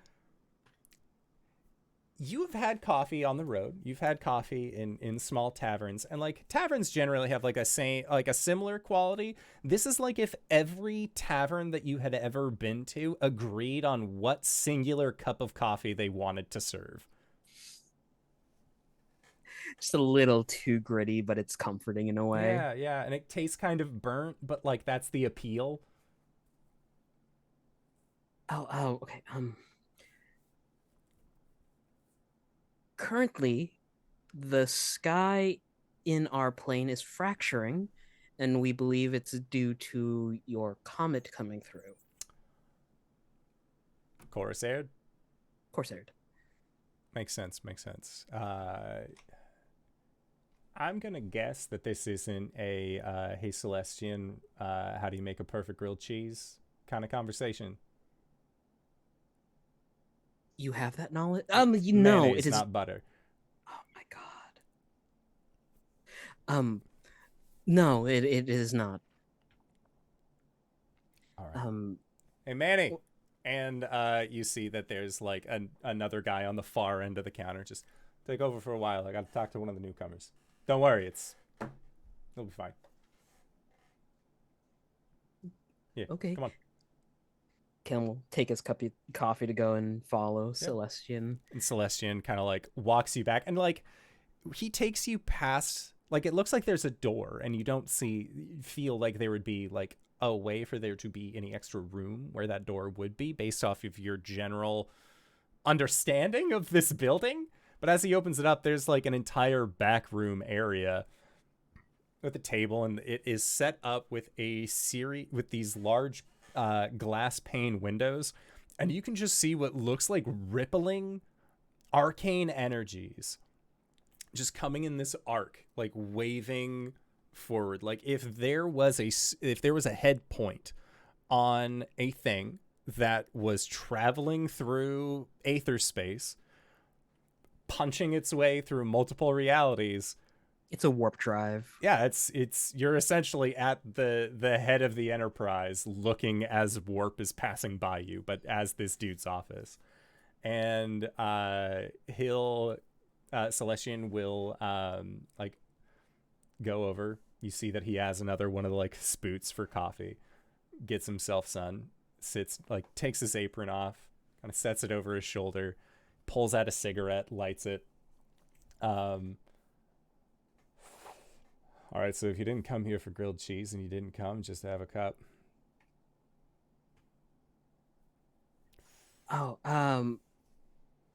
We are currently handling a situation on Corsair, and I was wondering, have you ever encountered a being by the name of Caius? He also goes by the Worm That Walks. Oh yeah, that guy.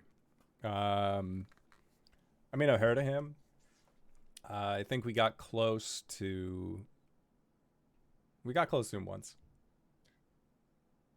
Like, you know, like we had an understanding, you know, like he's not allowed on the Star. He's not allowed in the restaurant anymore. Let's put it that way. Right. Health hazard and the board and all that stuff. I have a working theory that he may be trying to use your planar rifts to get into Corsair. And I just hope that you have some information that'll disprove this theory. Well, how about this? Corsair. I mean, that one's coming up, like, right quick. You know, people love me there.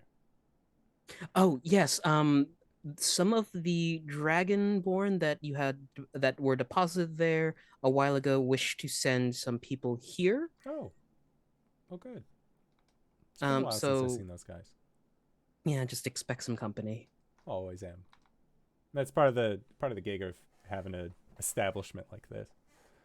All right. Let's see. And he will go over to the to his desk, and he starts like rifling through papers that are sort of like strewn about, and you can see that some are like what look like a newspaper. Like it just has like articles and other things like things that you're not really sure what it means. Like you're not really sure what a president is. But there seems to be like discussion of it on this paper, like that sort of thing. And eventually the shutters on this building come down to prevent any of the external light from this warp that is passing by. And Celestian will take out what looks like a traveler's manifest, and he will set it down onto the ground and sort of lay it out. And it looks like a big like an old paper roadmap. And as he does, you see, he sort of like gets it to where it needs to go, and it all just seems very cluttered. Like this, not necessarily traveling light kind of thing. Like he has his own way of sorting things. And Celestian lays it out. And you see that as he does, the lines that intersect what look like passageways and roadways all begin to glow with this comforting blue, like the blue of the sky on an early spring day when you take that first breath of fresh air and decide that you're going to go somewhere. It's that color blue as it begins to emanate out. And before you, like rising up from this map into a tangible space in front of you, is this map. Is the only way to describe it. It is like to call it a solar map would be to do a due diligence, or would be to do Disservice. A disservice, thank you. It would be to do a disservice with this thing. Like, it is like when we as a group like scan out and we can see like the super high definition of like the Milky Way and all of the stars in the sky. Like, it looks like it is just that kind of floating, and Celestian sort of like begins to spin it and bat at it and like stretch and turn, and you can see like there are just these intricate like curves and lines and crosses, and you can see that it's all interconnected.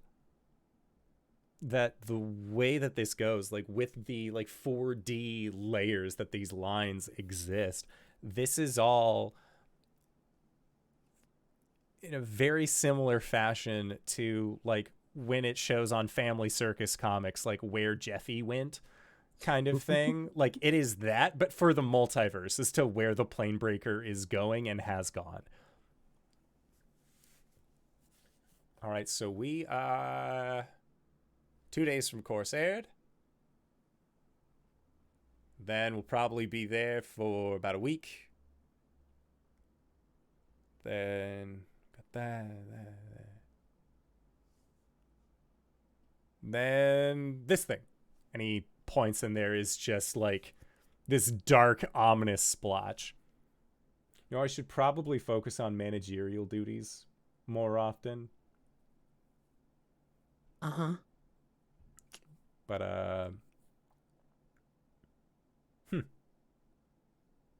I'm assuming that this thing looks at it and like kind of zooms in. You see, like, in quotes, it just says the dark star. That the thing you're talking about? Yeah. How far away is that from our moon? Oh, from your moon. I mean, it's at the edge of the far realm. It's wild space. Right. Yeah, it's nowhere near your moon. I mean, like, how would I describe this? If every universe was like a sheet cake, and it was a layer cake, and it was a separate layer, or like a bean dip, a casserole, your moon is the top layer, and where Caius's would be about like layer 5. So, like, you know, probably where, you know, the beans and meat would be. I was thinking casserole, not cake.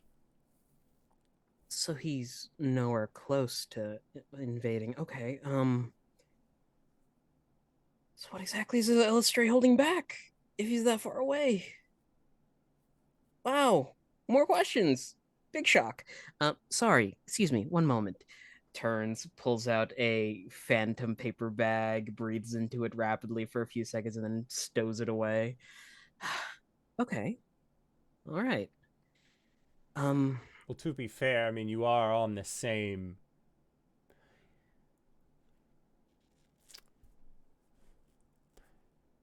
So the multiverse, right?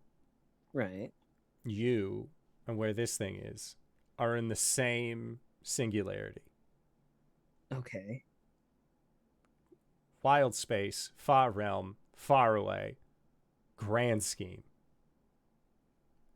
To a god like Illustrate, Saloon, Mistra. How are they doing, by the way? Fine. Good for them. It's going to be a lot shorter. It's like when you look at an animal, and, you know, you're getting the good parts out, you're going to be making some sausage out of it. What it seems from, like, where your chest is to the pelvis, all this inside, if you stretched it out, it would be like football field. It's an accordion logic. Got it. Okay. So for her, it's a lot closer than it is for you. Okay. Right. Okay.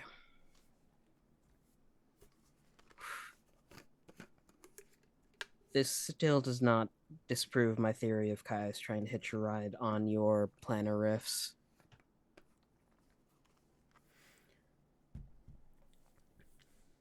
I might be. And honestly, we probably is. This thing, and he sort of like motions downward. I know people say that it's like my star. I didn't set it in motion. This is just where I set up shop. I mean, I've been tracking it. I've been following it ever since people traveled. But I didn't make this. I can tell you where it's going to go. I can tell you where it's been. But as far as stopping it in its tracks, I don't think I could do that. This thing treats magic really funny. I've heard. Oh, there's been a pregnant lady here for like 30 years. That sounds horrific, honestly. Yeah, no, she's not having a great time with it.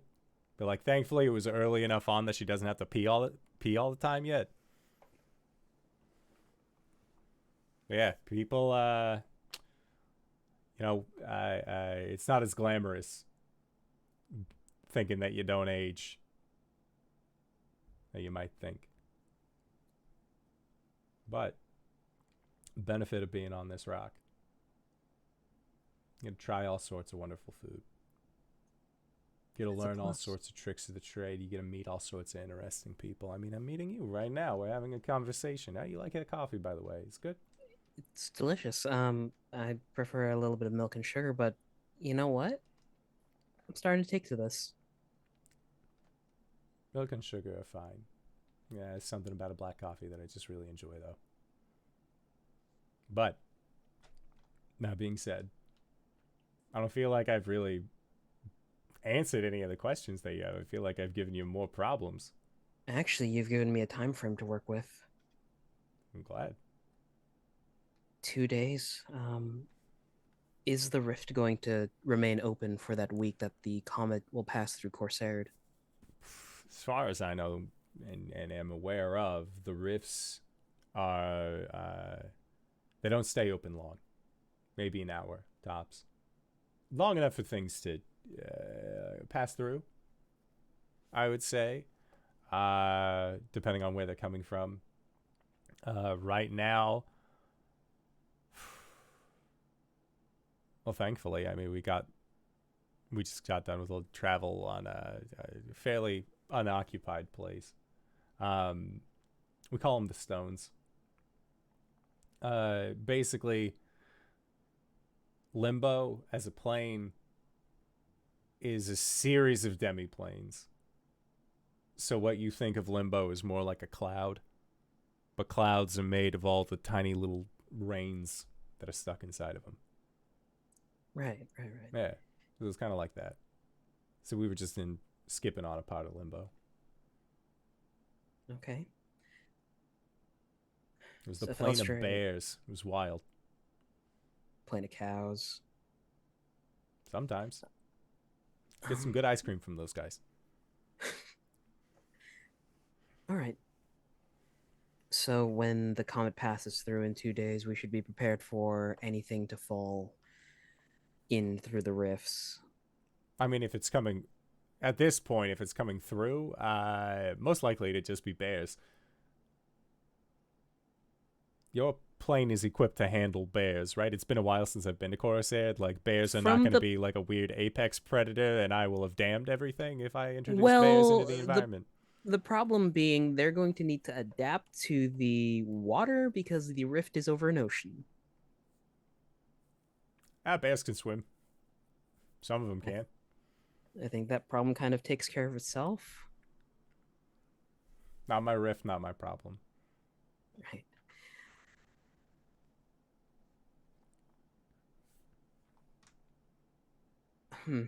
I got a question for you. Yeah. You planning on coming back?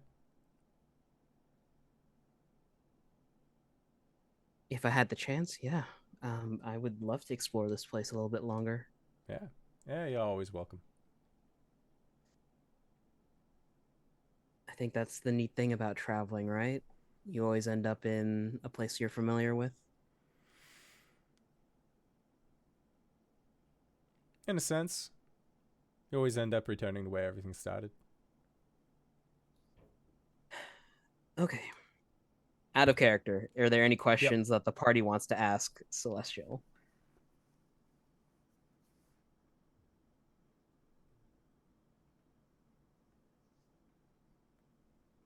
Nope.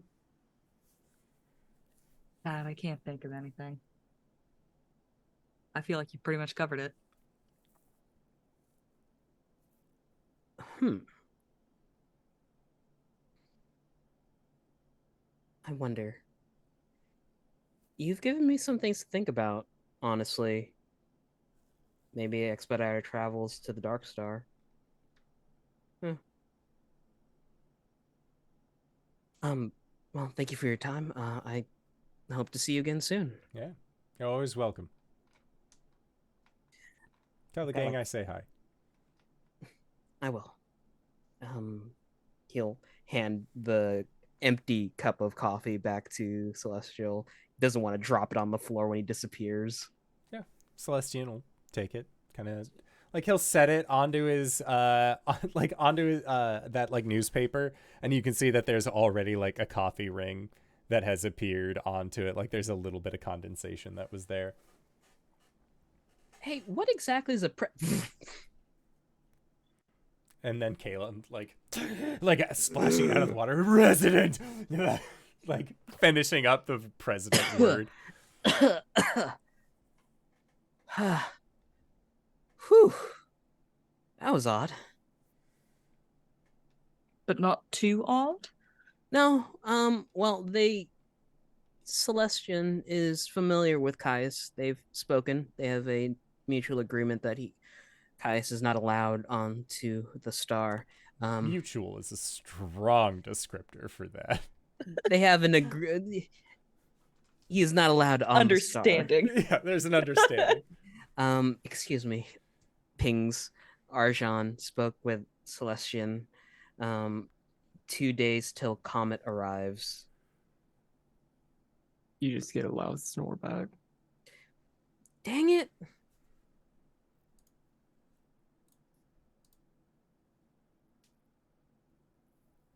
Well, some bears might come through the portal. Let's Bears. just yeah, they were through a plane of bears earlier, and I think some of them got sucked in. We should probably be at the staging ground in case something hinky happens. Right. Other than that, very, very nice guy, actually. Well, good. We could use a few more nice gods out there. Caelum begins to start stripping, throws his wet clothes on the side, and just sinks into the tub to relax. The wild thing is, he didn't create the comet. Really? Yeah, just sort of set up shop there, like a little tavern situation. Why would that be wild? Well, you'd think that an object as prolific as the traveling star being related to someone called the Traveler, it would be under his creation.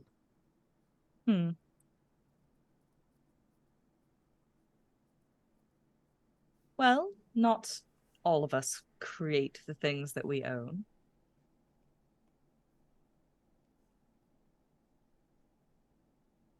Yeah, some of us just propagate siblings.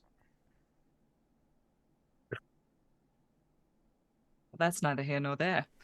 I feel like you kind of jumped in the conversation.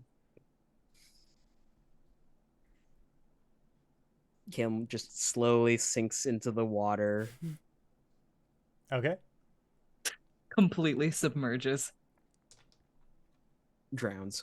That's it for Caelum. Okay. And then anything over the evening that y'all want to do, or we just move into the next day. Okay. So next day, Arjhan, You had wanted to go to the Depth of Heart. Cori, you wanted to accompany Arjhan in case of any kind of magical fuckery. And Gwen, did you also want to join Arjhan for this? Absolutely. Okay. Caelum, are you joining? Caelum will help with the efforts, knowing that they now have a 2-day time frame. So he will like acknowledge the group, like saying he's going to go help out. Caelum, I may need you with me. Oh, okay. Well, sure. I'm coming with then. Okay. Sounds good. So you are going to the Temple of Celestian, Skavix. I want to pick up 25 gold pieces worth of Echo Shards first. Can do. Be done. Easy. Find them on the street.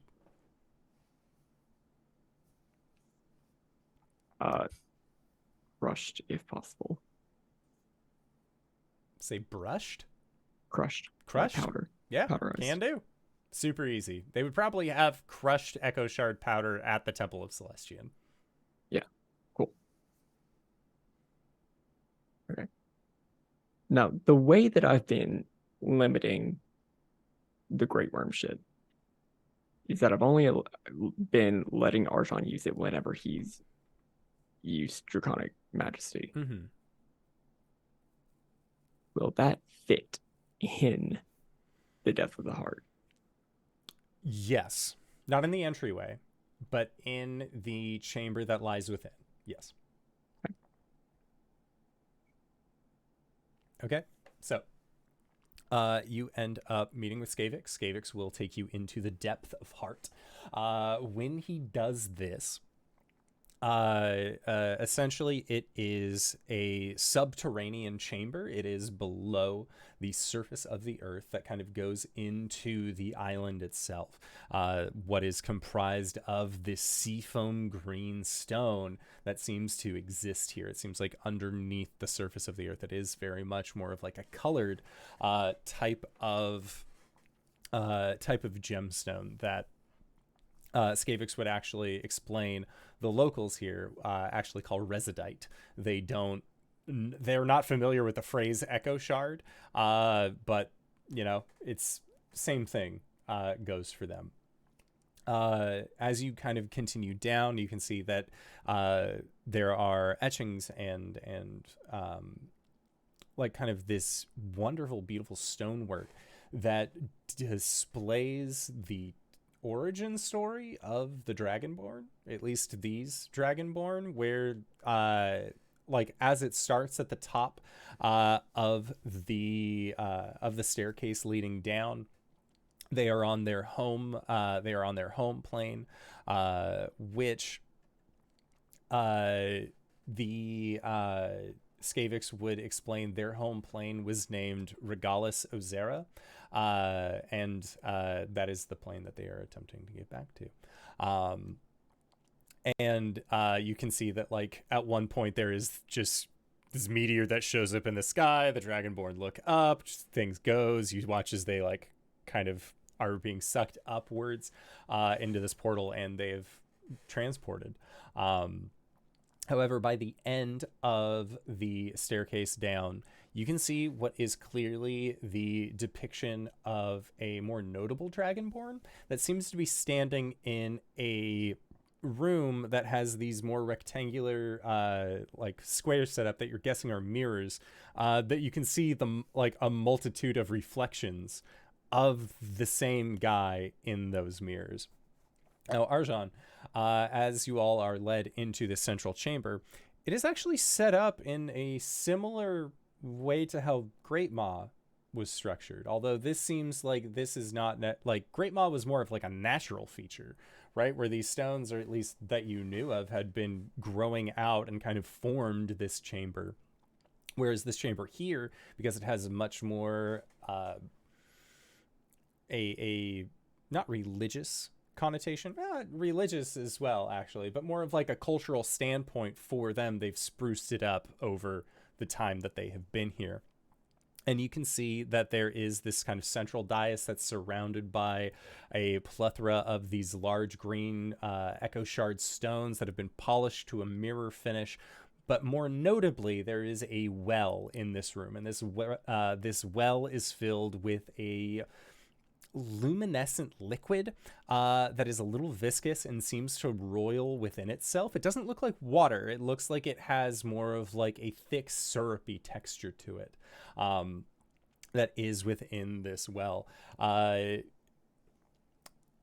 Caelum, as you go, you're not gonna lick That this was strange RJ. liquid. Okay, That got was it. RJ. Look, I just gotta know. I know it's towards the end of the session, and sometimes things get a little weird in this game, and that's fine.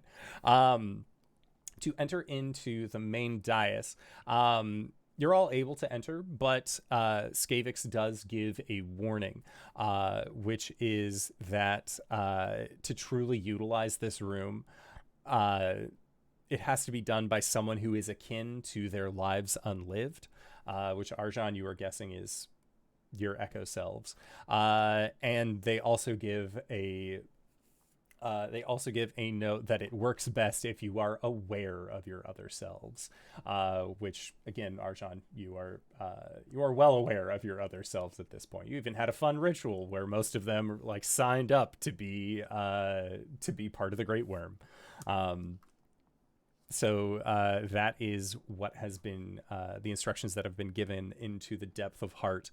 And Skavix, to you, Arjhan, will inform you that like standing on the dais is at least like their proper procedure. Skavix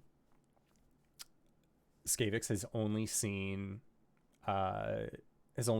like the shadow of one of his echoes. He's never actually met any of his own echoes before.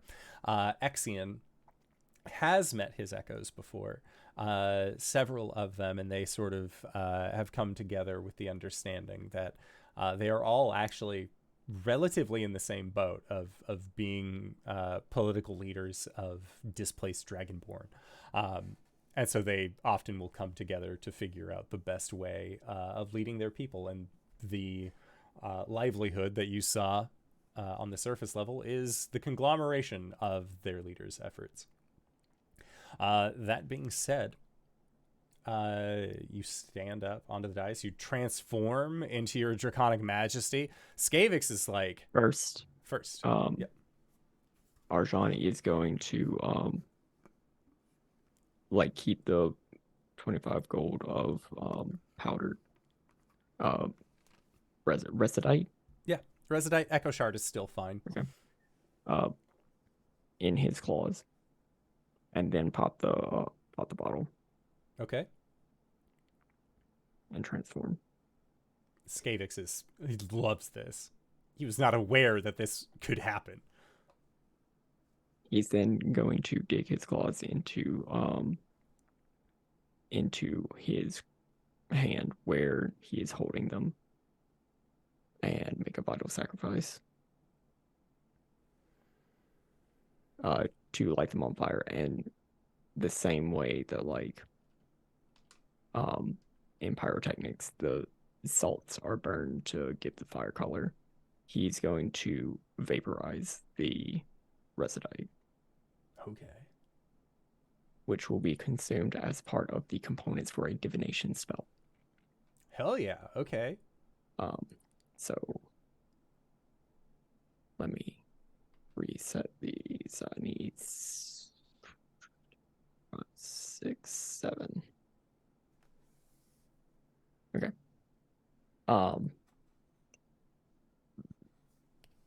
Your magic and an offering put you in contact with a god or a god's service. You ask a single question concerning a specific goal, event, or activity to occur within 7 days. The GM offers a truthful reply. Okay. What will be arriving when the homeward star passes into Cori's head?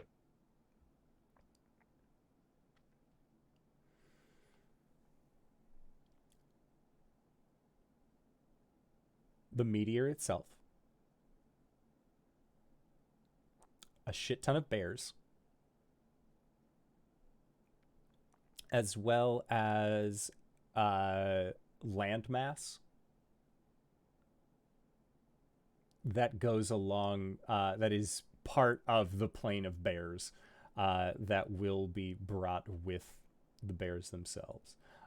Much in the same way as Praxaltagrathis is mostly Echo Shard, but also still has landmass incorporated with it. It seems like this is part of the leaving, and that there will be a new island, an island filled with bears that will appear here in the Sea of Burning Night with its passage.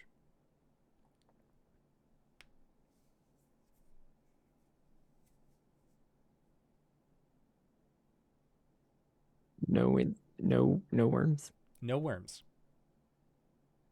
I do not think there will be worms. Great. Bears will appear, but no worms. Bears? Oh yeah, bears will rain from the sky.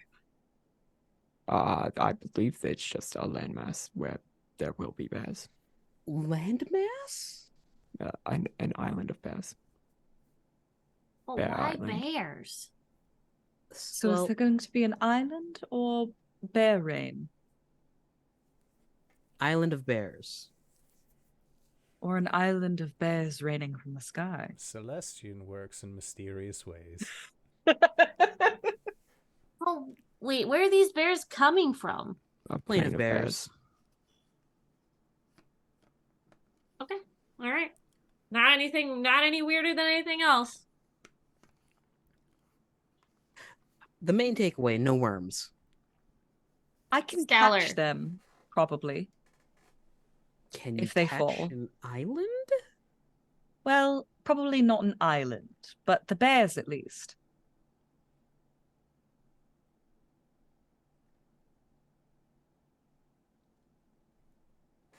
Yeah, who knows? It's I bears. feel like we're at a point where you guys could say anything to me and I just believe you. I don't know if that's a good thing or a bad thing, but here Caelum, we are. Yeah. Arjhan just cast a spell. Oh. Mage Slayer.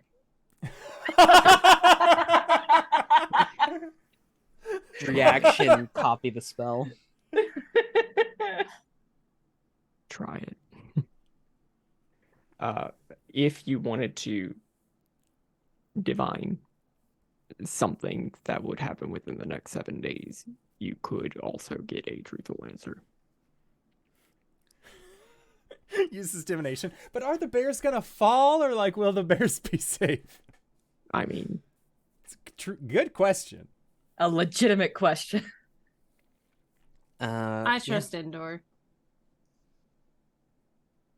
Caelum will use a reaction. There is a magical sigil that hovers over an eye and it twists itself slightly before locking in. And he will also cast divination. Doesn't have the material components, but Just use powdered Echo Shard, my guy. You can use Echo Shard for anything.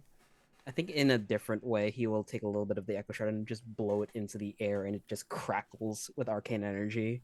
Okay.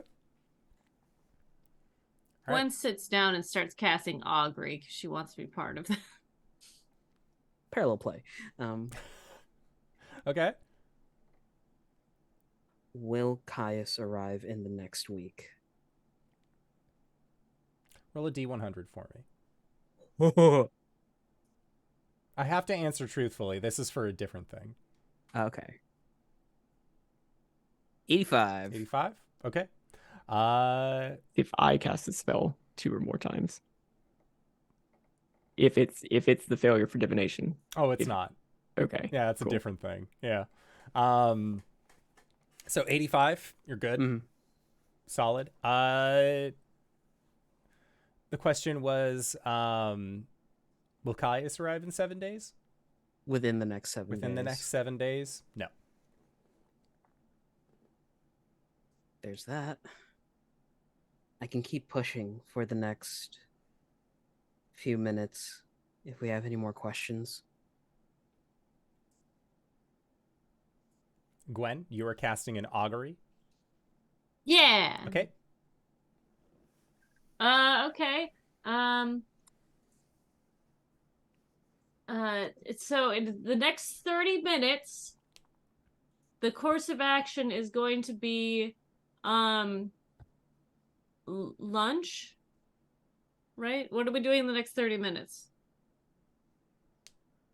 Brunch. More of the divinations, Brunch. you guess. Brunch. Okay, brunch, yeah. So is it a wheel for good results, a woe for bad results, a wheel and woe for both good and bad, or nothing? For brunch, it's a wheel. Hell yeah. Yeah. Gwen, like, throws her bones and she's like, good. It's gonna be a good brunch. Mimosas.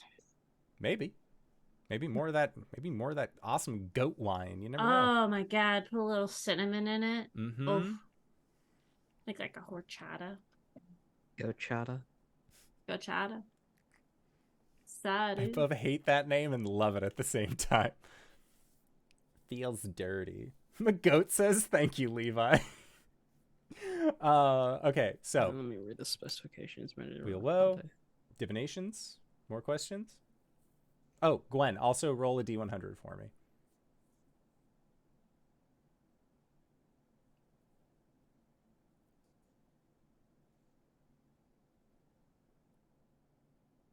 You're muted. I forgot that it's hold for dice. 21. A 21. Okay. Gwen, as you cast this augury and you are thinking, okay, is brunch going to be good today? You hear yourself asking that question, Mm-hmm. and it's weird. You did not verbalize that out loud, but it sounds like there's like a little bit of an echo, like you're saying it in like a wooded building, and you look kind of past where your bones are, and you can see that in the like sheer corners of these gemstones, of these seafoam green, you see yourself,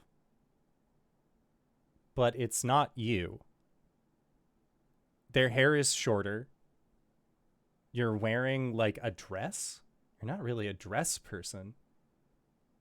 You're inside of a building. And it looks like there is like a tummy bump. And they ask that same question, and then there's like a pause. And they look and turn, and they make eye contact with you. And then there is nothing.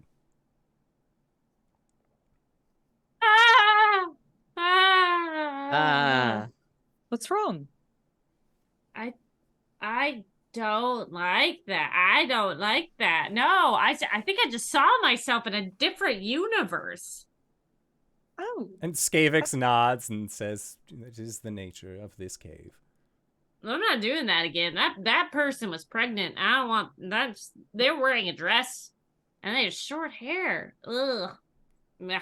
It is the short hair of a mother who this is not their first child. Oh, Oh no. gods. The cut. The cut. How dare you? How dare you give Gwen the Karen That's cut? the darkest timeline. That's the darkest time. Gwen has like 17 children and Oh, a Karen cut. I was She would expecting be the like worst Karen. anime mom braid over the shoulder, Nope. Nope. Mm-mm.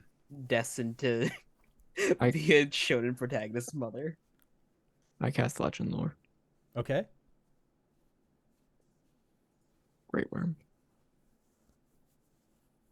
Okay. You are familiar enough with the Great Worm, as you are partial one, a burgeoning one of yourself. A Great Worm is typically reserved for those with draconic ancestry. It seems like only those with the draconic ancestry have the ability to be able to really interact with your other selves, specifically because there is an element of madness that can come to any of those that are not draconically aligned, specifically in that when you see yourself existing in a world where you should be existing, there is a possibility that you are overcome with the urge to kill the double, to kind of right that celestial balance, to make yourself the only one on the plane. Great worms, thankfully, have the ability to be a little bit more conversive. They have a little bit more of a barrier between that. And from what you are able to know through the legend lore, a great worm is a dragon who typically is able to gather all of the strength and abilities of each of their multiversal selves, to kind of condense that power and strength into one form. The way that yours has worked is that those other versions, those other variants of yourself are still present, but you have been able to draw upon their power, their strength through basically like through that through the multiverse bleed. But for example, if one of them was here with you, you would not be able to draw power from a variant that existed on the same plane as yourself. Now, there are other dragons as part of the Great Worm mythology legend, where it's sometimes not as give and take as you would assume. A lot of times it is based off of a take, and there is even one dragon who years and years and years ago, and I'd have to do a little bit more research into the name, the direct name, but they devoured each of their other multiversal selves in order to gain strength, rather than using the ability on goodwill. They subjugated their alt universe selves until they achieved the status of Great Worm. Chardalon. Yes. I walk in his stride.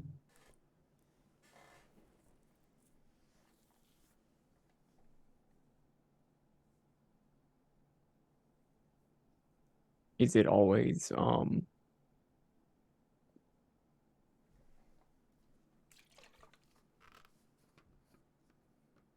does taking that form always consume the echoes? Not always. No. In order to, I mean, it's kind of like a dragon's horde, right? Like, you can, if you grow your horde, if you get in contact with enough of your multiversal selves, and you can eventually reach the status of like ancient horde, versus if you went out and took enough that you got the same amount by force, you could achieve that a lot faster, but the methodology isn't going to be the same as if you like, oh yeah, like we as a group decided to become the Great Worm, versus one dude decided I'm going to be the Great Worm and then ate everybody who disagreed with him.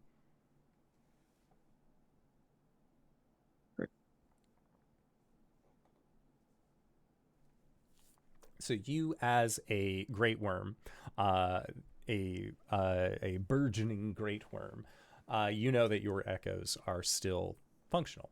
They are still out and about, so to speak.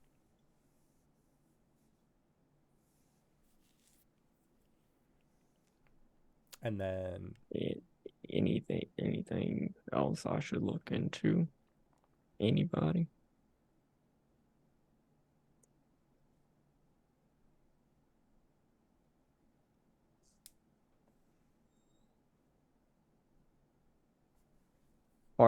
Part of this is just going to be, that was 4. I need 5 more. Part of this is just going to be while we're linked. Flightless is going to come forth, because I want to know what the fuck the smiling one is doing. Okay. And why we're seeing him. Yeah. Or why we have seen him. Okay. So I need to take some damage. Okay.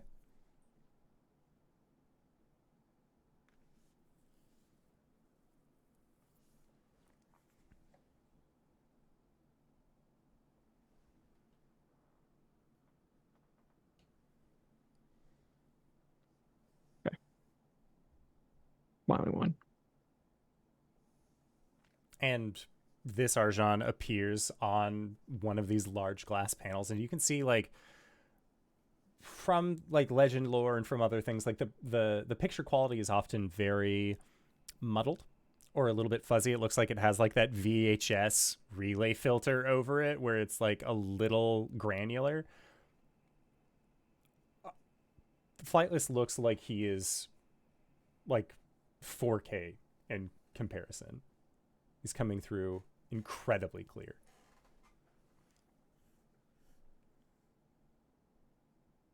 So yeah, legend lore, smiling one. Okay.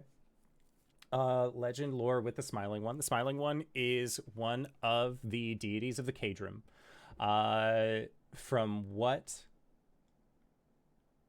your understanding is via legend lore, they have not been a deity here on the plane, openly worshipped, that you know of, since the downfall of the Caelum Empire.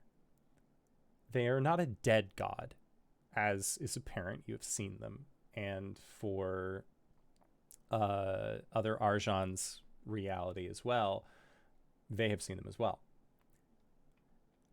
The interesting thing about them is that the idea of ritual to try and summon them or to contact them has been traditionally difficult, so to say.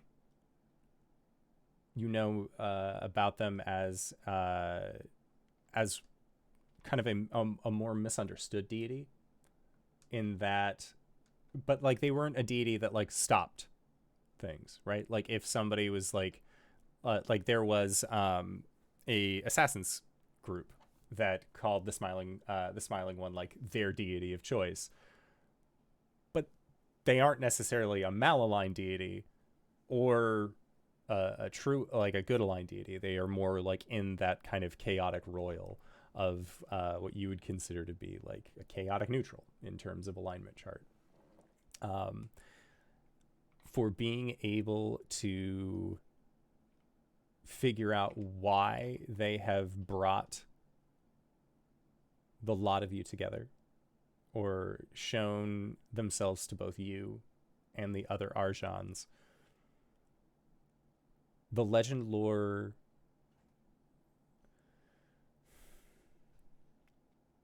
it gives you a very strange reaction, or a strange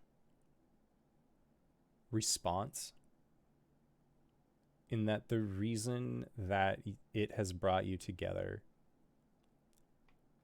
is that it wants to meet you. That this individual, the smiling one, smiling man. Is there lore on how to do that? As far as you know, the only thing that you would get from their lore is stated to appear at their doorstep. And it is, even with the legend lore, it is still vague. Like the legend lore, because there has not been like a presence of this guy in so long, it's not really sure what all that entails. But to my understanding, or my thought process on legend lore, is basically like it scans every known document in the world. I mean, yeah, it's a Google search. Yeah. And so as far as translations and understandings about a almost dead deity, it's that scene in Twilight where she Googles vampires. Yes, exactly. It's like not that. Google. Does she Bing it? No, that's Vampire Diaries. Ask Jeeves it? What? It's something No, not that. Is it Google? They do Google, because he says you can Google it. I had an Mm. adrenaline rush. Anyway. All right. Okay. And I think with the smiling one being there, and you legend loring, or not smiling one being there, the flightless Arjhan, you see that they are at this note, or they are at this barrier, and they will pull out a piece of paper and quickly jot something down on it, and will put the piece of paper up to the large pane of glass. And it says, I am at the depth. At the what? At the depth. Okay, so he's here. He is here. I don't know what's coming.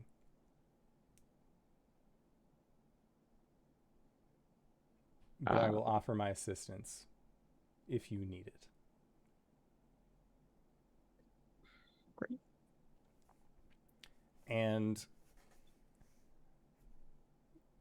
if you say that you would like their assistance, they respond, for information or would my fists be of use in this upcoming fight? I don't know that we have an upcoming fight. Not right now. They'll nod.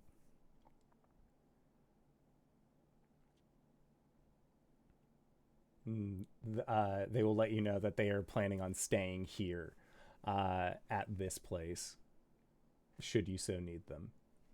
Or if you are planning on going anywhere else, just let them know. They can travel via shadows, so they move around pretty quick. Do we need anything else here?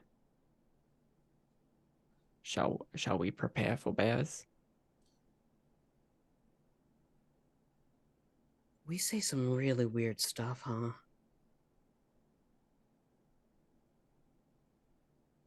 Is anyone really prepared for bears? You know who should really be prepared for bears is florist friars. Oh, I was thinking twinks, but What? And Gwen, Sorry, I don't think I can believe that much on this very, very nice dais. apologies. And Gwen, as you say that the only people who need to be prepared for bears are some twinks, and the rest of the party just like recoils in a slight generic disgust as you have brought some levity to the scenario. That is where we are going to call it for tonight's session. I know that we ran on just a little bit. However, lines of questions are best followed in the moment. So with that being said, I would like to say I had a blast playing this game. I'm glad that we were able to play 2 weeks in a row. It feels like it's been forever since we did that thing, but I'm going to consider that a birthday month miracle. And speaking of miracles, RJ, where can we find you? What do you do? Nope. DenakeHunter.com.